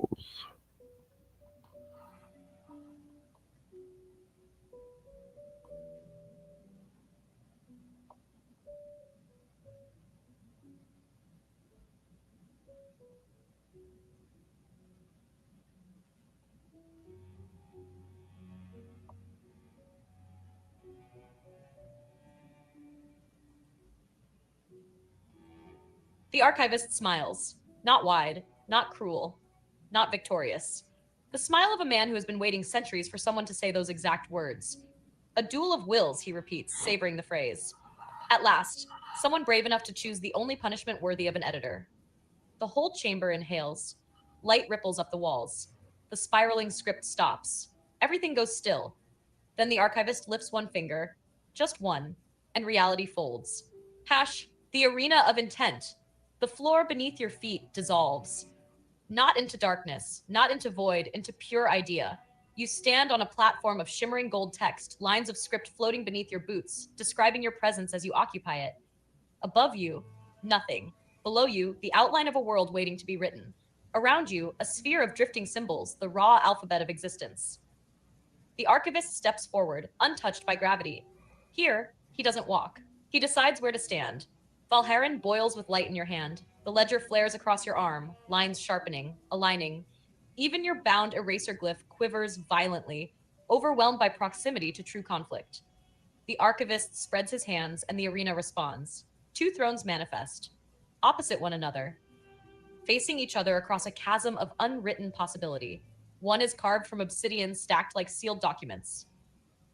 The other is gold script woven into a seat that grows as you approach. The archivist gestures to you. Sit, Simon. In a duel of wills, the battlefield is the self. Dern can only watch from the dissolving edge of the previous chamber. Mara clings to the threshold, unable to step into this space. Your allies cannot follow you here. Valharan whispers in your mind, take the seat. If you do not sit, you have already lost. You sit. Your throne forms around you like a crown of ideas, binding to your back, lifting you until you face the archivist eye to eye. He settles into his throne with absolute ease. And then, the duel begins. Round 1. Declaration. The archivist speaks first. His voice doesn't echo, it writes itself across the air. I declare, the world functions because identity is controlled. Without hierarchy, narrative collapses. His words become pillars of text forming behind him. The arena tilts slightly toward him. His will is strong. Now it's your turn. Valharan presses into your palm. The ledger flares. Your next words will become literal architecture in this duel. You must offer a counter declaration, one that asserts Simon's doctrine. Something like, identity is not a threat when guided. Erasure is not stability. Mercy is. Authority does not equal correctness.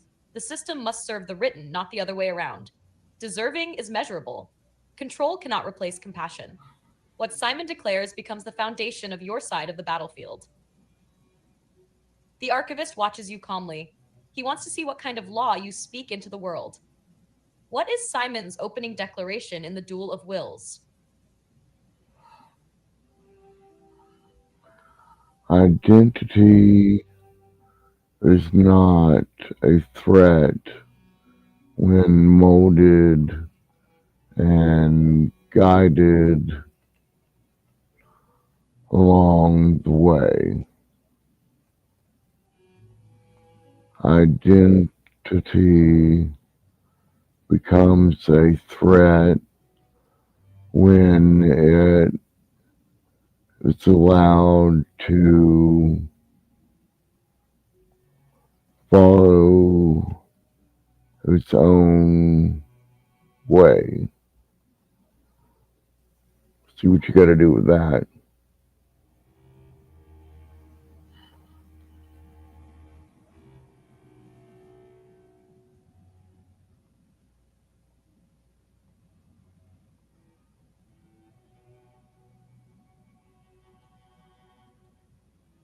The moment Simon speaks, the arena reacts. Your words don't echo, they take form. Golden script erupts behind your throne, cascading upward in sweeping arcs like wings made of law. Each syllable becomes architecture, joining together into a radiant, towering structure that stands in direct opposition to the archivist's cold obsidian pillars. Your declaration crystallizes. Identity is not a threat when molded and guided. Identity becomes a threat when left to its own wild course. The archivist's eyes narrow, not with anger, with respect. Because your declaration isn't chaos, it isn't rebellion, it is control. The one language he understands. The arena tilts sharply toward you, your idea outweighing his for a brief, brilliant moment. The archivist raises one hand and his throne shudders, adjusting to counterbalance the shift. The duel has begun in earnest. Round 2. Rebuttal. The archivist leans forward, resting his elbows on the arms of his throne. You speak of molding identity, he says softly, shaping it, guiding it. The obsidian pillars behind him groan, stretching taller. But shaping requires authority. Guidance requires legitimacy. And you, Simon, his voice sharpens, have neither. A wave of black script surges across the arena toward your throne. You are unwritten, a mistake, an anomaly born from a flaw in the system. The black wave crashes against your golden structure and cracks spider across your foundation. Valharan vibrates, heat flooding your arm. The ledger's script burns brighter, fiercely trying to hold shape. The archivist stands. Tell me, Simon, how can a man with no defined nature guide another's identity? He gestures, and the silhouette of Malvor appears between you. You claim you will shape him, but how can the undefined shape the dangerous? The archivist's will presses hard now. He tries to redefine you as incapable, unfit, unworthy of guiding identity. This is not rhetoric, this is cosmic argumentation. If he wins this round, Simon's doctrine collapses. Your response. You must give a counterstatement that asserts Simon's legitimacy, defines yourself, claims authority to shape identity despite being unwritten, reframes anomaly as strength, reinforces your doctrine. Possible angles. Being unwritten makes you impartial. An undefined man can choose his own nature. Those outside the system can correct its flaws. You are not an anomaly, you are an editor. You have already shaped Malvor by deciding his fate. You feel Valharan urging strength. Define yourself. The ledger urges precision. Claim authority. The archivist waits. This next declaration will decide whether your golden structure stabilizes or collapses. What is Simon's rebuttal? Hmm.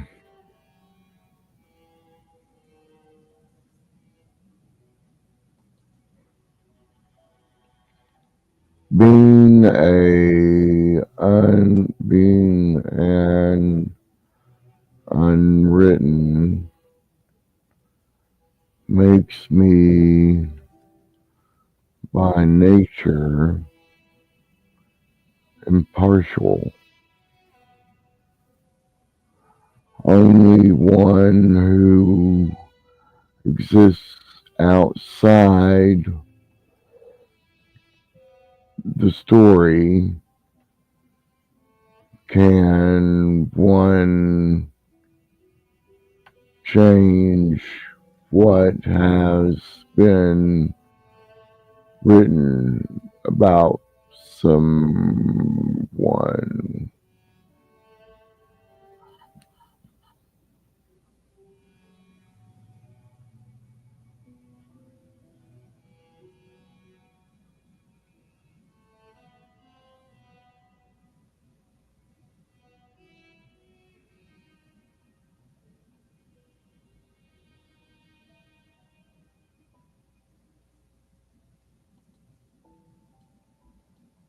Your words don't just land, Simon. They detonate. The arena quakes as if you dropped a philosophical meteor into the foundation of the archivist's world. Golden script erupts behind your throne again, twice as bright, twice as vast, forming a towering edifice of radiant lines that spiral upward like the spine of a new cosmic law being born. Your declaration becomes architecture. Being unwritten makes me impartial. Only one outside the story can change what has been written. The archivist's eyes widen, just slightly, but enough to know you hit the very heart of his system. Because your claim reframes the flaw he sees in you as the exact qualification he cannot dispute. The golden structure stabilizes. The cracks seal. Your throne surges higher, meeting his eye to eye again. Valharan flares hot in your hand. Even the ledger glows with something like pride. Your argument gains two immediate effects. Number one, you've claimed philosophical authority. The archivist cannot deny. He controls the system from within it. You now claim the power to influence it from outside it. That makes you something he has no protocol for, a rogue variable, a wild card with logic on your side. Number two, you have defined unwritten as a role, not a flaw. In his paradigm, anomalies must be corrected. In your paradigm, anomalies correct the system. And the arena, the narrative battleground, believes you. The archivist's reaction. He steps back, not in fear, but in recalculation. That, he murmurs, is a compelling framing. The obsidian pillars behind him waver, their perfect geometry falters. He raises a hand slowly and restores them with effort. You claim impartiality, he says, and perhaps you have it, but impartiality does not equal wisdom. He gestures, and an enormous orbit of script spins around him. forming a cyclone of rules, histories, and causes. Standing outside the story does not mean you understand the story. Perspective is not insight. His voice sharpens. Tell me, Simon, if you stand apart from the world, how can you claim to guide it? If you are not in the story, how can you know what a character deserves? A wave of black script surges across the arena, more massive, more forceful. It's the archivist's strongest challenge yet.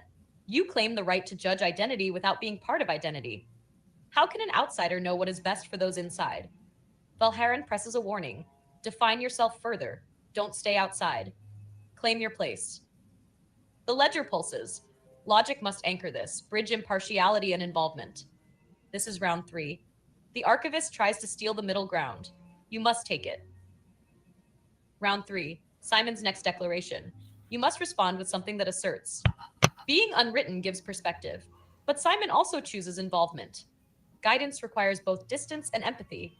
You observe from outside and act from within. The archivist's inside perspective is biased. This statement will define Simon's entire doctrine going forward. The archivist waits. Valharan sharpens. The ledger steadies. Your throne glows. What is Simon's next declaration in the duel of wills? Because I reside outside of the story as an unwritten, I am not biased to the situation inside the story. The story reacts to me because I choose to involve myself to the situation. I control the story without overriding it. Merely nudge when needed and more if it's called for.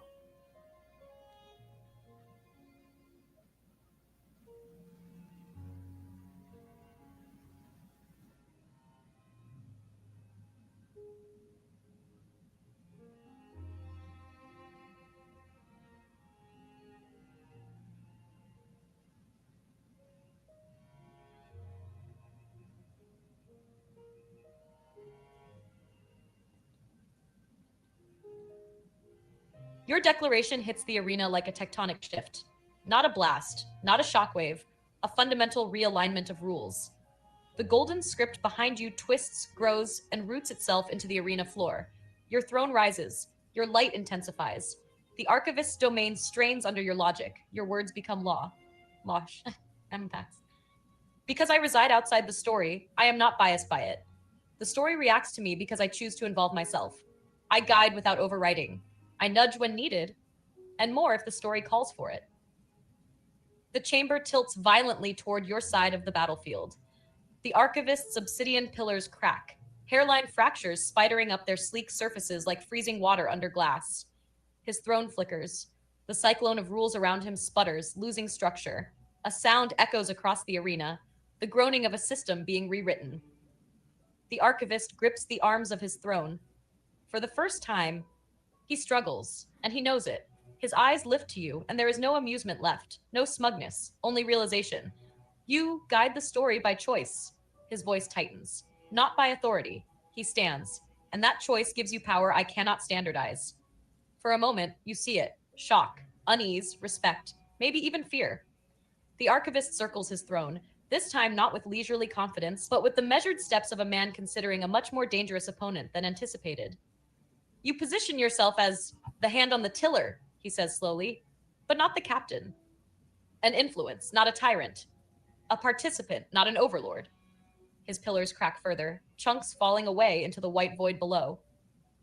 You are arguing for narrative stewardship. He gestures. A new structure forms behind you, something vast, luminous, and braided with both golden script and Valharan's burning presence.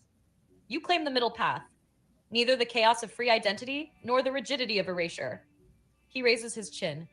This is a philosophy even I cannot dismiss. Round 4. The Archivist's final attack. The Archivist places his palm on his heart. His throne dissolves, his pillars collapse. The chamber darkens to ink. Only two lights remain, your golden structure and the Archivist himself. He speaks a final philosophical strike, his most potent challenge. You claim you can guide without controlling. Then prove it. Demonstrate how you will influence a story without writing over its characters. A silhouette appears beside you. Not Malvor, not a stranger, Simon, a version of you, before the Lalharan, before the hall, just a man, with potential, with flaws, with fear. The archivist points. Guide him, he says, but do not overwrite him, do not erase him, like do not remake him in your image. His voice becomes razor sharp. Show me the difference between influence and domination. Your younger self looks at you, confused, hopeful, afraid, uncertain. A perfect test case. Valharan hums with warning. The ledger brightens, waiting for instruction. The archivist watches, eyes narrowing. You must show him what your philosophy actually does, how you guide identity without rewriting it. This next declaration, this next action will end the duel of wills. Simon must speak or act toward his younger self in a way that guides without commanding, inspires without forcing, influences without rewriting, shows stewardship, not control, demonstrates why you deserve to exist as an editor. The arena holds its breath. The archivist waits. Your younger self waits. What does Simon do or say to prove his doctrine?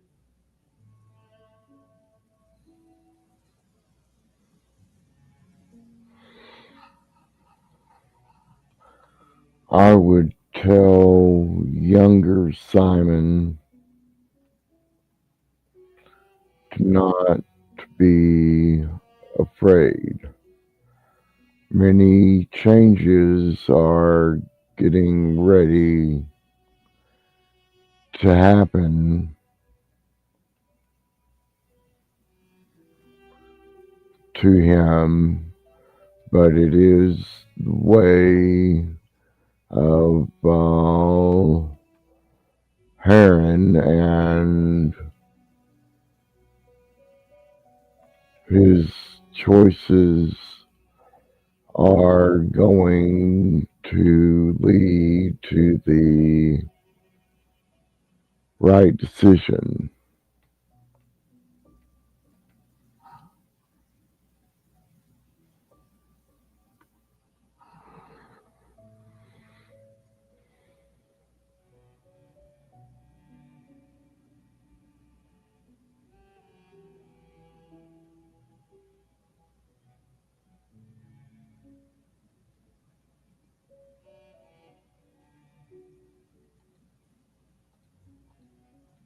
Your words land like a warm hand on the shoulder of fate. Not forceful, not commanding, not rewriting, guiding. Your younger self looks up at you, uncertain, but listening. Really listening. The arena feels it. The architecture of your philosophy solidifies. Your golden structure brightens, spreading outward in a great lattice of radiant text. It doesn't confine the younger Simon, it supports him, giving shape without restriction, direction without imprisonment. Your declaration, your guidance, echoes across the void. Do not be afraid. Change is coming, but it is the path of Valharan. Your choices will lead you to the right decision. It is not a command. It is not an overwrite. It is encouragement, the purest form of influence. The archivist stops moving. His eyes widen, not in fear, in comprehension. He slowly brings his hand to his forehead, as if a headache decades in the making has finally resolved. You have done it, he whispers. The arena brightens. Your younger self dissolves, not erased, but released, having fulfilled his purpose. The archivist's pillars collapse into dust. His throne evaporates. His cyclone of laws breaks apart into harmless symbols that drift like snow. You sit on your throne of golden text, steady, luminous, alive. Your doctrine has won.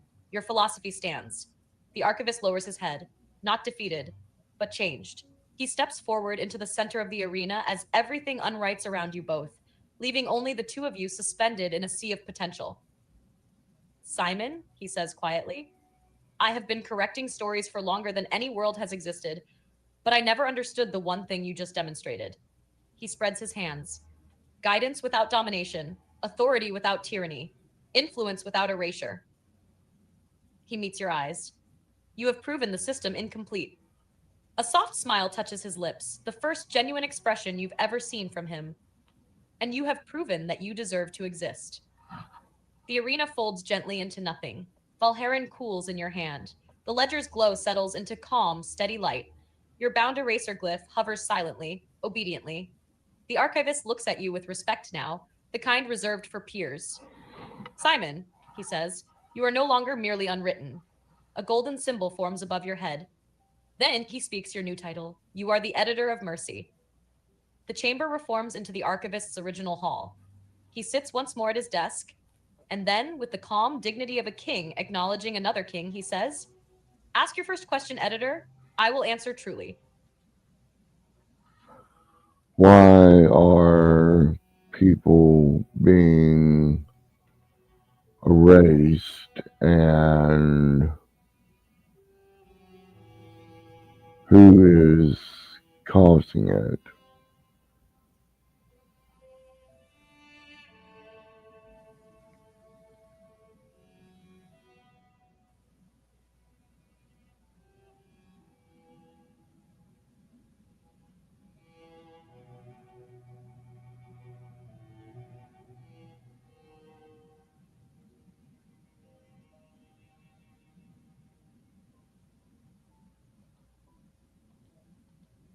The archivist exhales, and the entire chamber listens with him.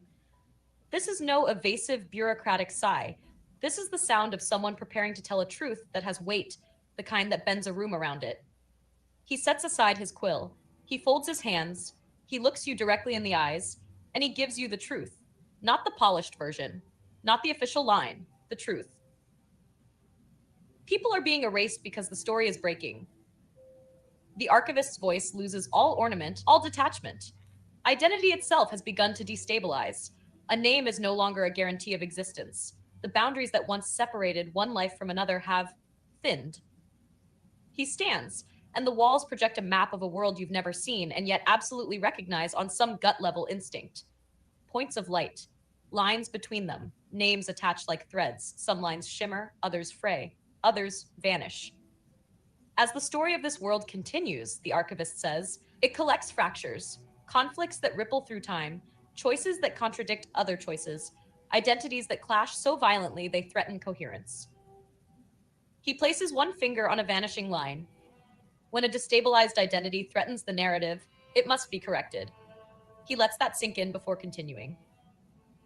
But I am not the one erasing them. He raises his hand slowly. A second figure appears beside him. Not a person, but a shifting humanoid silhouette made of spinning letters and symbols. The archivist watches it with something halfway between sorrow and caution. This, he says softly, is the source. The silhouette twists, flickers, reforms. Its face becomes a new identity every heartbeat. A child, a soldier, a scholar, a thief, a stranger. Names flashing and dying before they finish forming. This is a broken identity, he says. A person who was written and rewritten again until no truth remained. The figure shifts violently, and the archivist waves it back, like shooing a ghost. When an identity breaks this badly, it becomes a contagion. It spreads instability. It forces erasures simply by existing near other names. He turns back to you. I have spent centuries trying to isolate it, contain it, repair it. His jaw tightens. I failed. The golden light in your ledger warms. The system agrees with him. The archivist continues. The broken identity creates more broken identities. It touches someone, even metaphorically, a shared memory, a rumor, a narrative thread, and that person begins to fracture as well. He gestures broadly. Those fractures propagate through families, cities, nations, histories, and the system panics. It begins to erase names preemptively in an attempt to cut away the rot before the contagion spreads. He looks down at his ink stained hands. It is not malice, it is triage. The source of the erasures, he lifts his gaze, is someone whose name, nature, and past have been overwritten so many times that even I cannot trace their origin. The silhouette spasms violently, rewriting itself into nonsense. But I can tell you what they are now. His voice lowers. They are the one who calls themselves the revisionist, and they are erasing not out of cruelty, but because they believe the story must be rewritten from scratch. Valharan flares in your hand. Your ledger burns with warning script. Your eraser glyph whimpers and hides behind your shoulder. The archivist nods grimly. Yes, Simon. People are being erased because a broken identity is trying to rewrite the world from the ground up. Then he adds, and now that you exist, the revisionist will come for you. He sits back down. You have asked your question, Editor of Mercy. Now ask your second, if you dare. How can I prepare for a meeting with a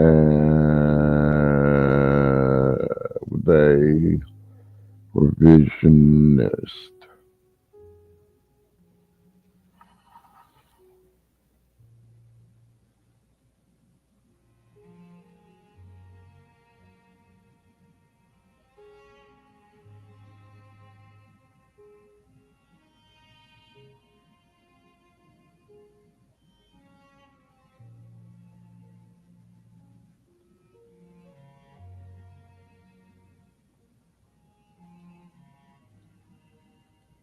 The archivist's expression changes.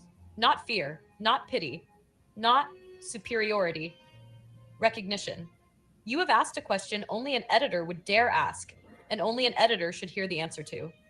He stands again, slowly, as if the truth you're asking for is something heavy enough to strain the world beneath it. Simon, preparing for a meeting with the revisionist is not like preparing for a battle. He walks around the desk, closer, closer still. His voice lowers to something meant only for you. 1. The revisionist does not fight your body. They fight your identity.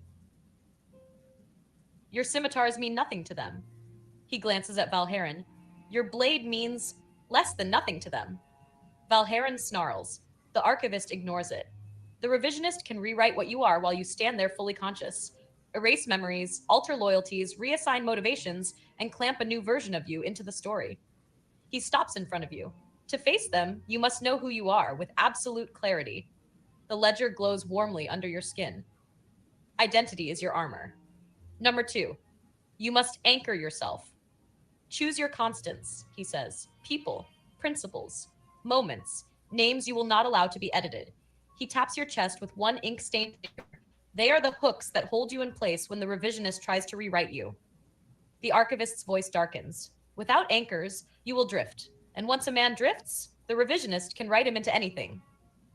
Your eraser glyph trembles. It remembers. Number 3, keep your doctrine. It protects you. He nods to the golden lines circling the chamber. Your doctrine of mercy. Your philosophy is not decoration, it is the shield of your identity. He walks back to his desk. When the revisionist challenges you, they will try to force you into contradiction, to make you doubt your own doctrine. He meets your eyes. If you doubt your doctrine in front of them, you will lose yourself. Valharan pulses hot, protective. The ledger tightens, reinforcing the truth. Number 4, do not meet them alone. This time, the archivist looks pained. The revisionist knows the system better than I do, better than any of my constructs, better than you will for a very long time. His voice becomes soft, old. They can unwrite allies, yes, but people near you become anchors as well. He lifts his hand and a glowing silhouette appears. Dern's outline, then another, Mara's, then even the trembling glyph of your bound eraser. They stabilize your identity simply by believing in you. He smiles faintly. The revisionist hates belief. It makes rewriting harder. Number 5, when you meet them, do not let them define the terms. The archivist's voice becomes iron. The revisionist will begin with a question, a simple one, a harmless one. He steps closer again, leaving only inches between you. Do not answer it. Whoever answers first gives the other permission to lead the rewrite. He lowers his voice to a whisper. Make them answer your question first. Make them play in your story. The ledger burns. Valharan sings. Your domain of golden law hums with readiness. Finally, he gives you the truth that matters most. Simon, the revisionist is not a villain. He closes his eyes. They are someone who was rewritten until the story broke them. Someone who no longer knows who they are. They erase to escape the pain of their own fractured identity. He opens his eyes again. but they will erase you simply because you exist outside the story. A pause, a breath. Then, to prepare for a meeting with the revisionist, you must know yourself more clearly than they can unmake you. The archivist sits. Now, Simon, what is your third question? How can I learn who I truly am so I can face the revisionist in a reality that I control?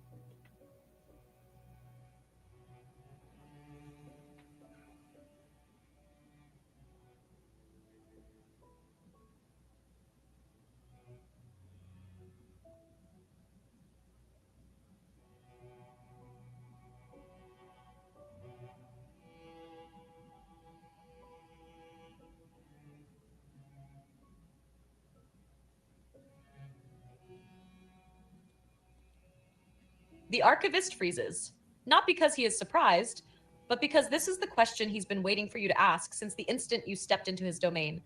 Slowly, deliberately, he stands. Ink dust falls from his sleeves in tiny constellations. When he speaks, it is quiet, gentle, and absolutely serious. To learn who you truly are, Simon, you must confront the part of your identity that the story never wrote. He makes a small circle in the air with one finger. A ripple forms, and from that ripple, a gap appears. Not a doorway, not a portal, a hole, a missing piece of reality, shaped like something that was supposed to be there, but isn't. The archivist gestures toward it. This is where your identity should have been recorded, your origin, your nature, your story. The hole whispers with the sound of empty pages fluttering. He turns to you. Number one, you cannot learn who you are by reading your past, because your past was never written at all. No lost page, no stolen memory, no erased history.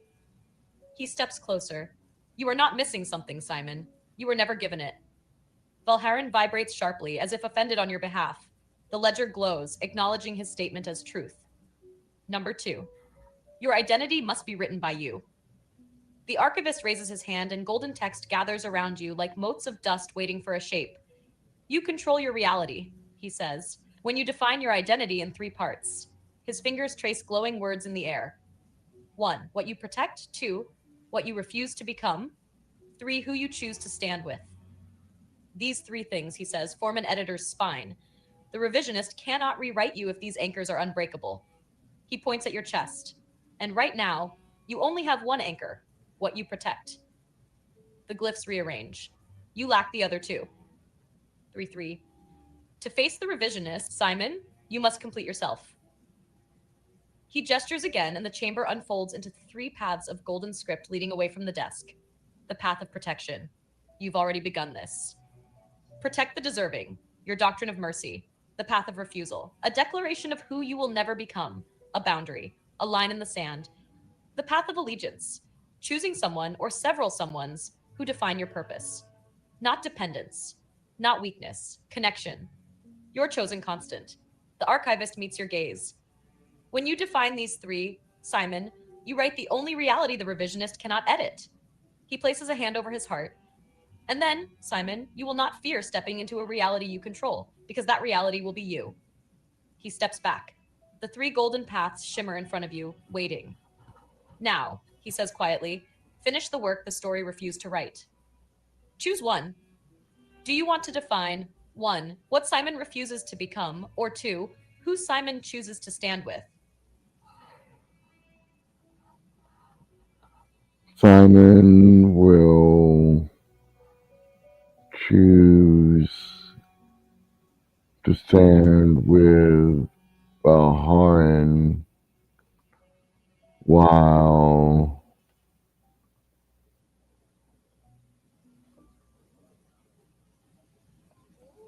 owing respect to those who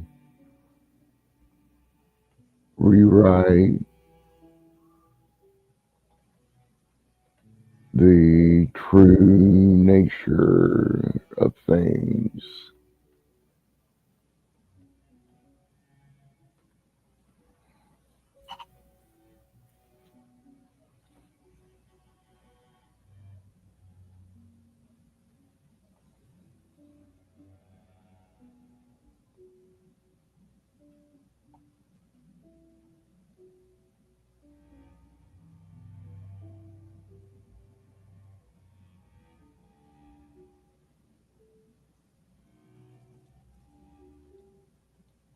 The archivist goes still, utterly still.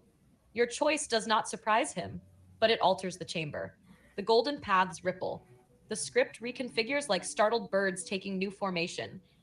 Even the old man behind the desk straightens his posture as though bracing himself for a shift in gravity. Because you did something unprecedented. You did not choose a person. You did not choose a lover, a friend, a partner, a comrade. You chose a force, a will, a blade that thinks and judges. You chose Valherin, and you tempered it with respect for those who rewrite the true nature of things: the archivist, the system, the architects, the storytellers, the editors. You have chosen allegiance not between people, but between principles. The domain reacts. The declaration of allegiance. Your throne ignites with golden script that wraps around you in a spiral, forming a luminous sigil in the air above your head. Your words etch themselves into the fabric of the room. I choose to stand with Valherin while honoring those who reshape the true nature of things. The archivist inhales, not sharply, not brokenly, but with the deep resignation of a man who understands that something new has entered the world. And it isn't going away. Valherin explodes with heat, not violent, but exultant. Your arm burns with golden text. The ledger harmonizes with it, weaving your allegiance into its structure. The archivist lowers his gaze, murmuring, "A blade and a principle, not a person." When he looks up again, he's studying you like a long equation that finally solves itself. "You did not choose companionship," he says softly. "You did not choose safety. You chose a standard." He taps the desk, a dangerous one, but then he smiles, gently, almost kindly, and a wise one. "The consequence of your choice." Three things happen at once. 1. Valherin binds deeper into your identity. A line of burning script wraps around your forearm like a living tattoo. Valen. Constant. The weapon is no longer something you wield. It is now part of your core identity, which means the revisionist cannot rewrite it without rewriting you. And that is now very difficult. Number 2, you are now tied to the architects of reality. Your respect for those who rewrite the true nature of things places you in their philosophical orbit. The archivist nods. You have anchored yourself to the editors without submitting to them. He approves, and he resents it, and he respects it, all at once. Number 3, you now control a reality thread. A new golden line forms behind your throne, the thread of authorship. This is not symbolic, it is literal. You can now define, not rewrite, the context of events within your presence. Not people, not history, context. The stage on which identity plays. That's a terrifying power when mixed with Valherin. The archivist's response: he steps forward, closer, hands behind his back, and he bows to you. Not deeply, not theatrically, a bow of acknowledgement. "Simon," he says, "you have completed the second anchor." The golden paths shimmer again. Only one remains, what Simon refuses to become.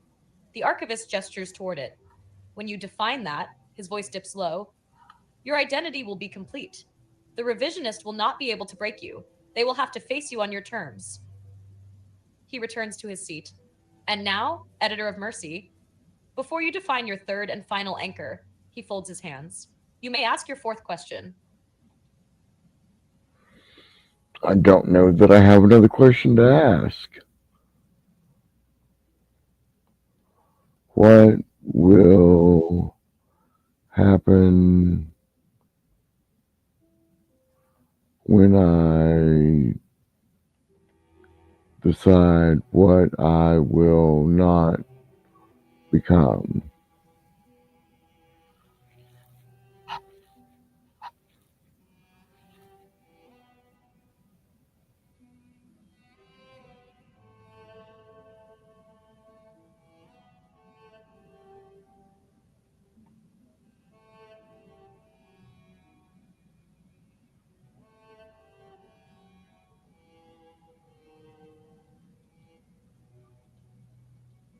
The archivist does not answer at first. He watches you, not like a teacher, not like an enemy, like a man watching a door he has kept locked for centuries, finally begin to open.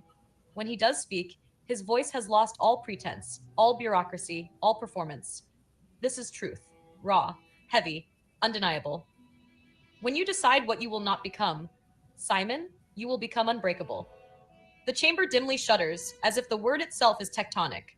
Golden script spirals upward from the floor, forming a crown-shaped lattice above your head, unfinished, waiting. The archivist stands, not to loom, not to intimidate, to bear witness.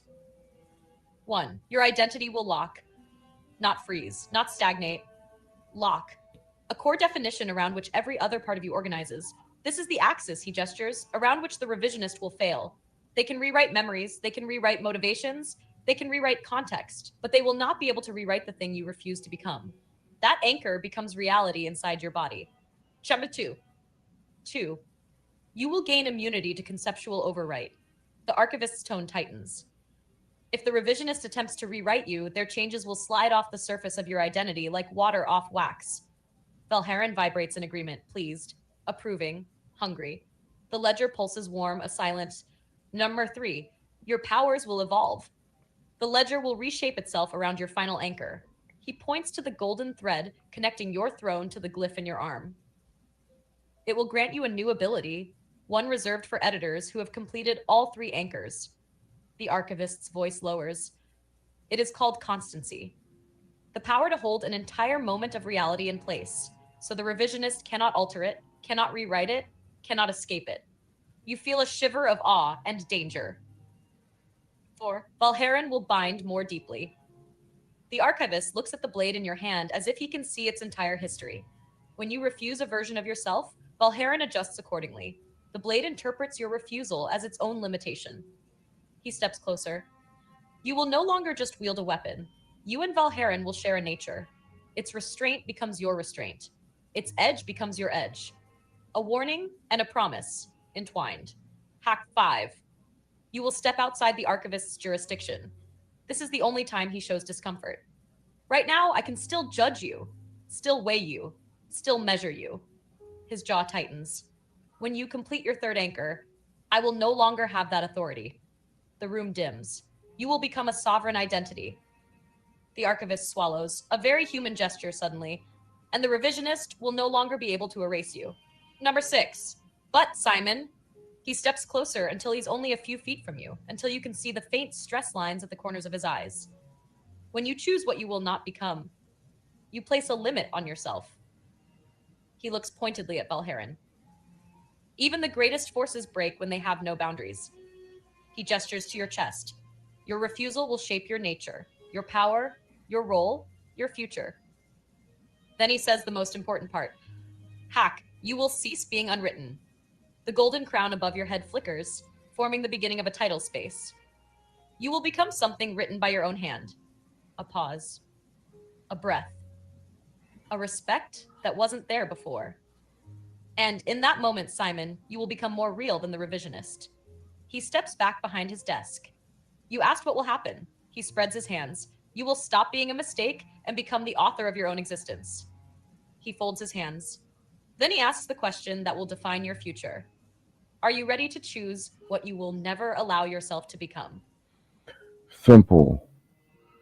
I will never become a liar and always tell the truth, even if it's not the truth they think they hear.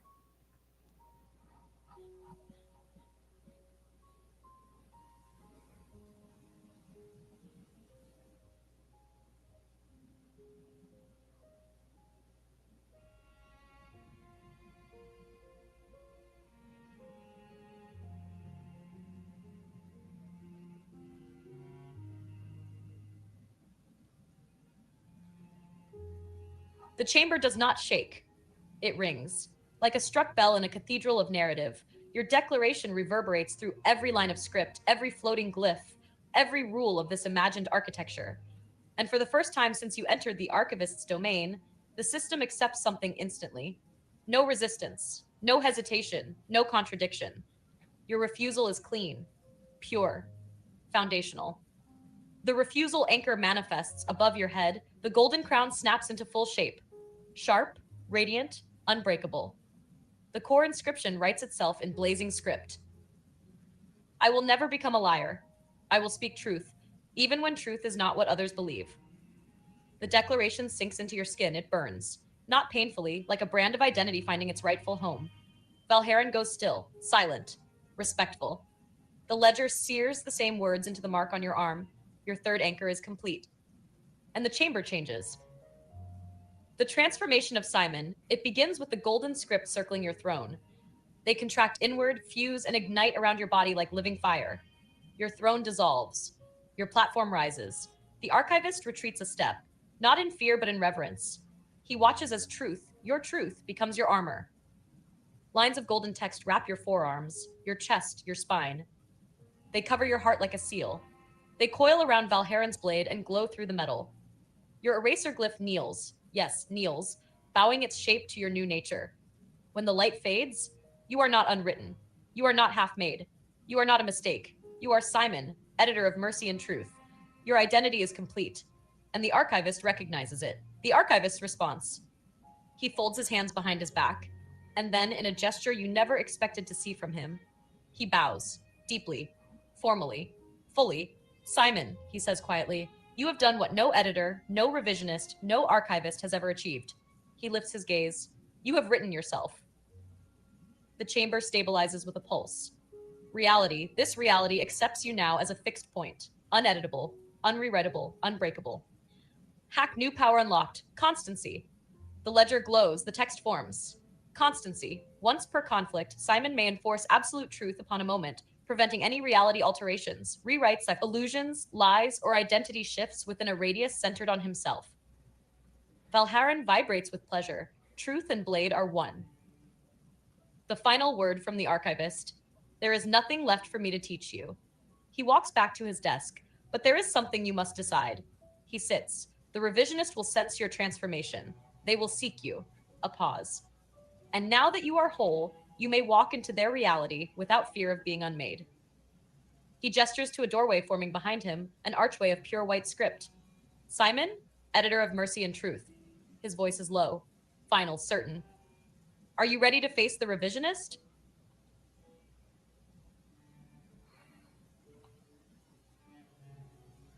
Yes, I am ready.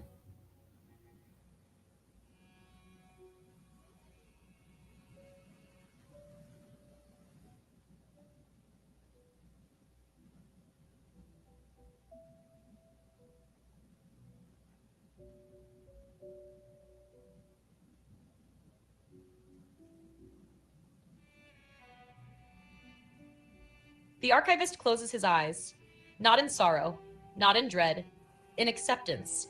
When he opens them again, the chamber has already begun to unravel, not collapsing, but rewriting itself to accommodate what you have become. The doorway behind him widens, stretching upward until it disappears into endless white script.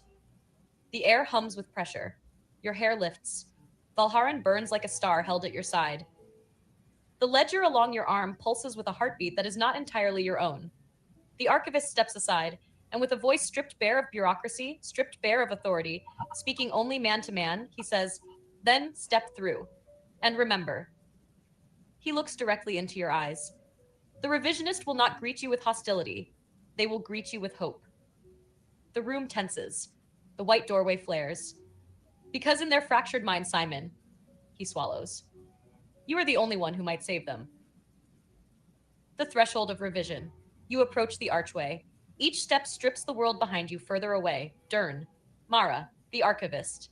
The throne, the hall, all fading, all left behind. You are stepping not into another room or another layer of reality. You are stepping into a story that has no author. A place built entirely out of unresolved edits, broken drafts, half truths, and discarded identities. A place where the revisionist lives. Valharan whispers, I stand with you. The ledger whispers, your truth will hold. And Simon, the written Simon, the chosen Simon, the you Simon, steps through the doorway. The domain of the revisionist light. Darkness. Neither. Both. Reality fractures around you like panes of glass painted with different possible worlds. Rain falls upward, words float in slow spirals, shadows rewrite themselves into objects when you aren't looking. A single figure stands at the center. Back turned, head bowed, hair like drifting ink threads, clothes made of stitched together phrases that change with their breathing. Their voice reaches you before you reach them. Soft, broken, beautiful. Simon. They turn. And when they do, the world holds its breath. Their faces blurred, constantly rewriting, slipping between versions man, woman, child, elder, stranger, mirror image, void. But one thing remains constant their eyes. Terrified, hopeful, desperate. I've been waiting for you, they whisper. You're the only one who didn't abandon me. You're the only one who won't forget. They take a trembling step toward you. Simon, please. Their hand lifts, fingers shaking like a page in the wind. Tell me who I am. The final duel is not battle, it is truth. Do you speak first, or do you ask the revisionist the first question? Let's leave it here for the night. Start with this point for, come on, episode 13.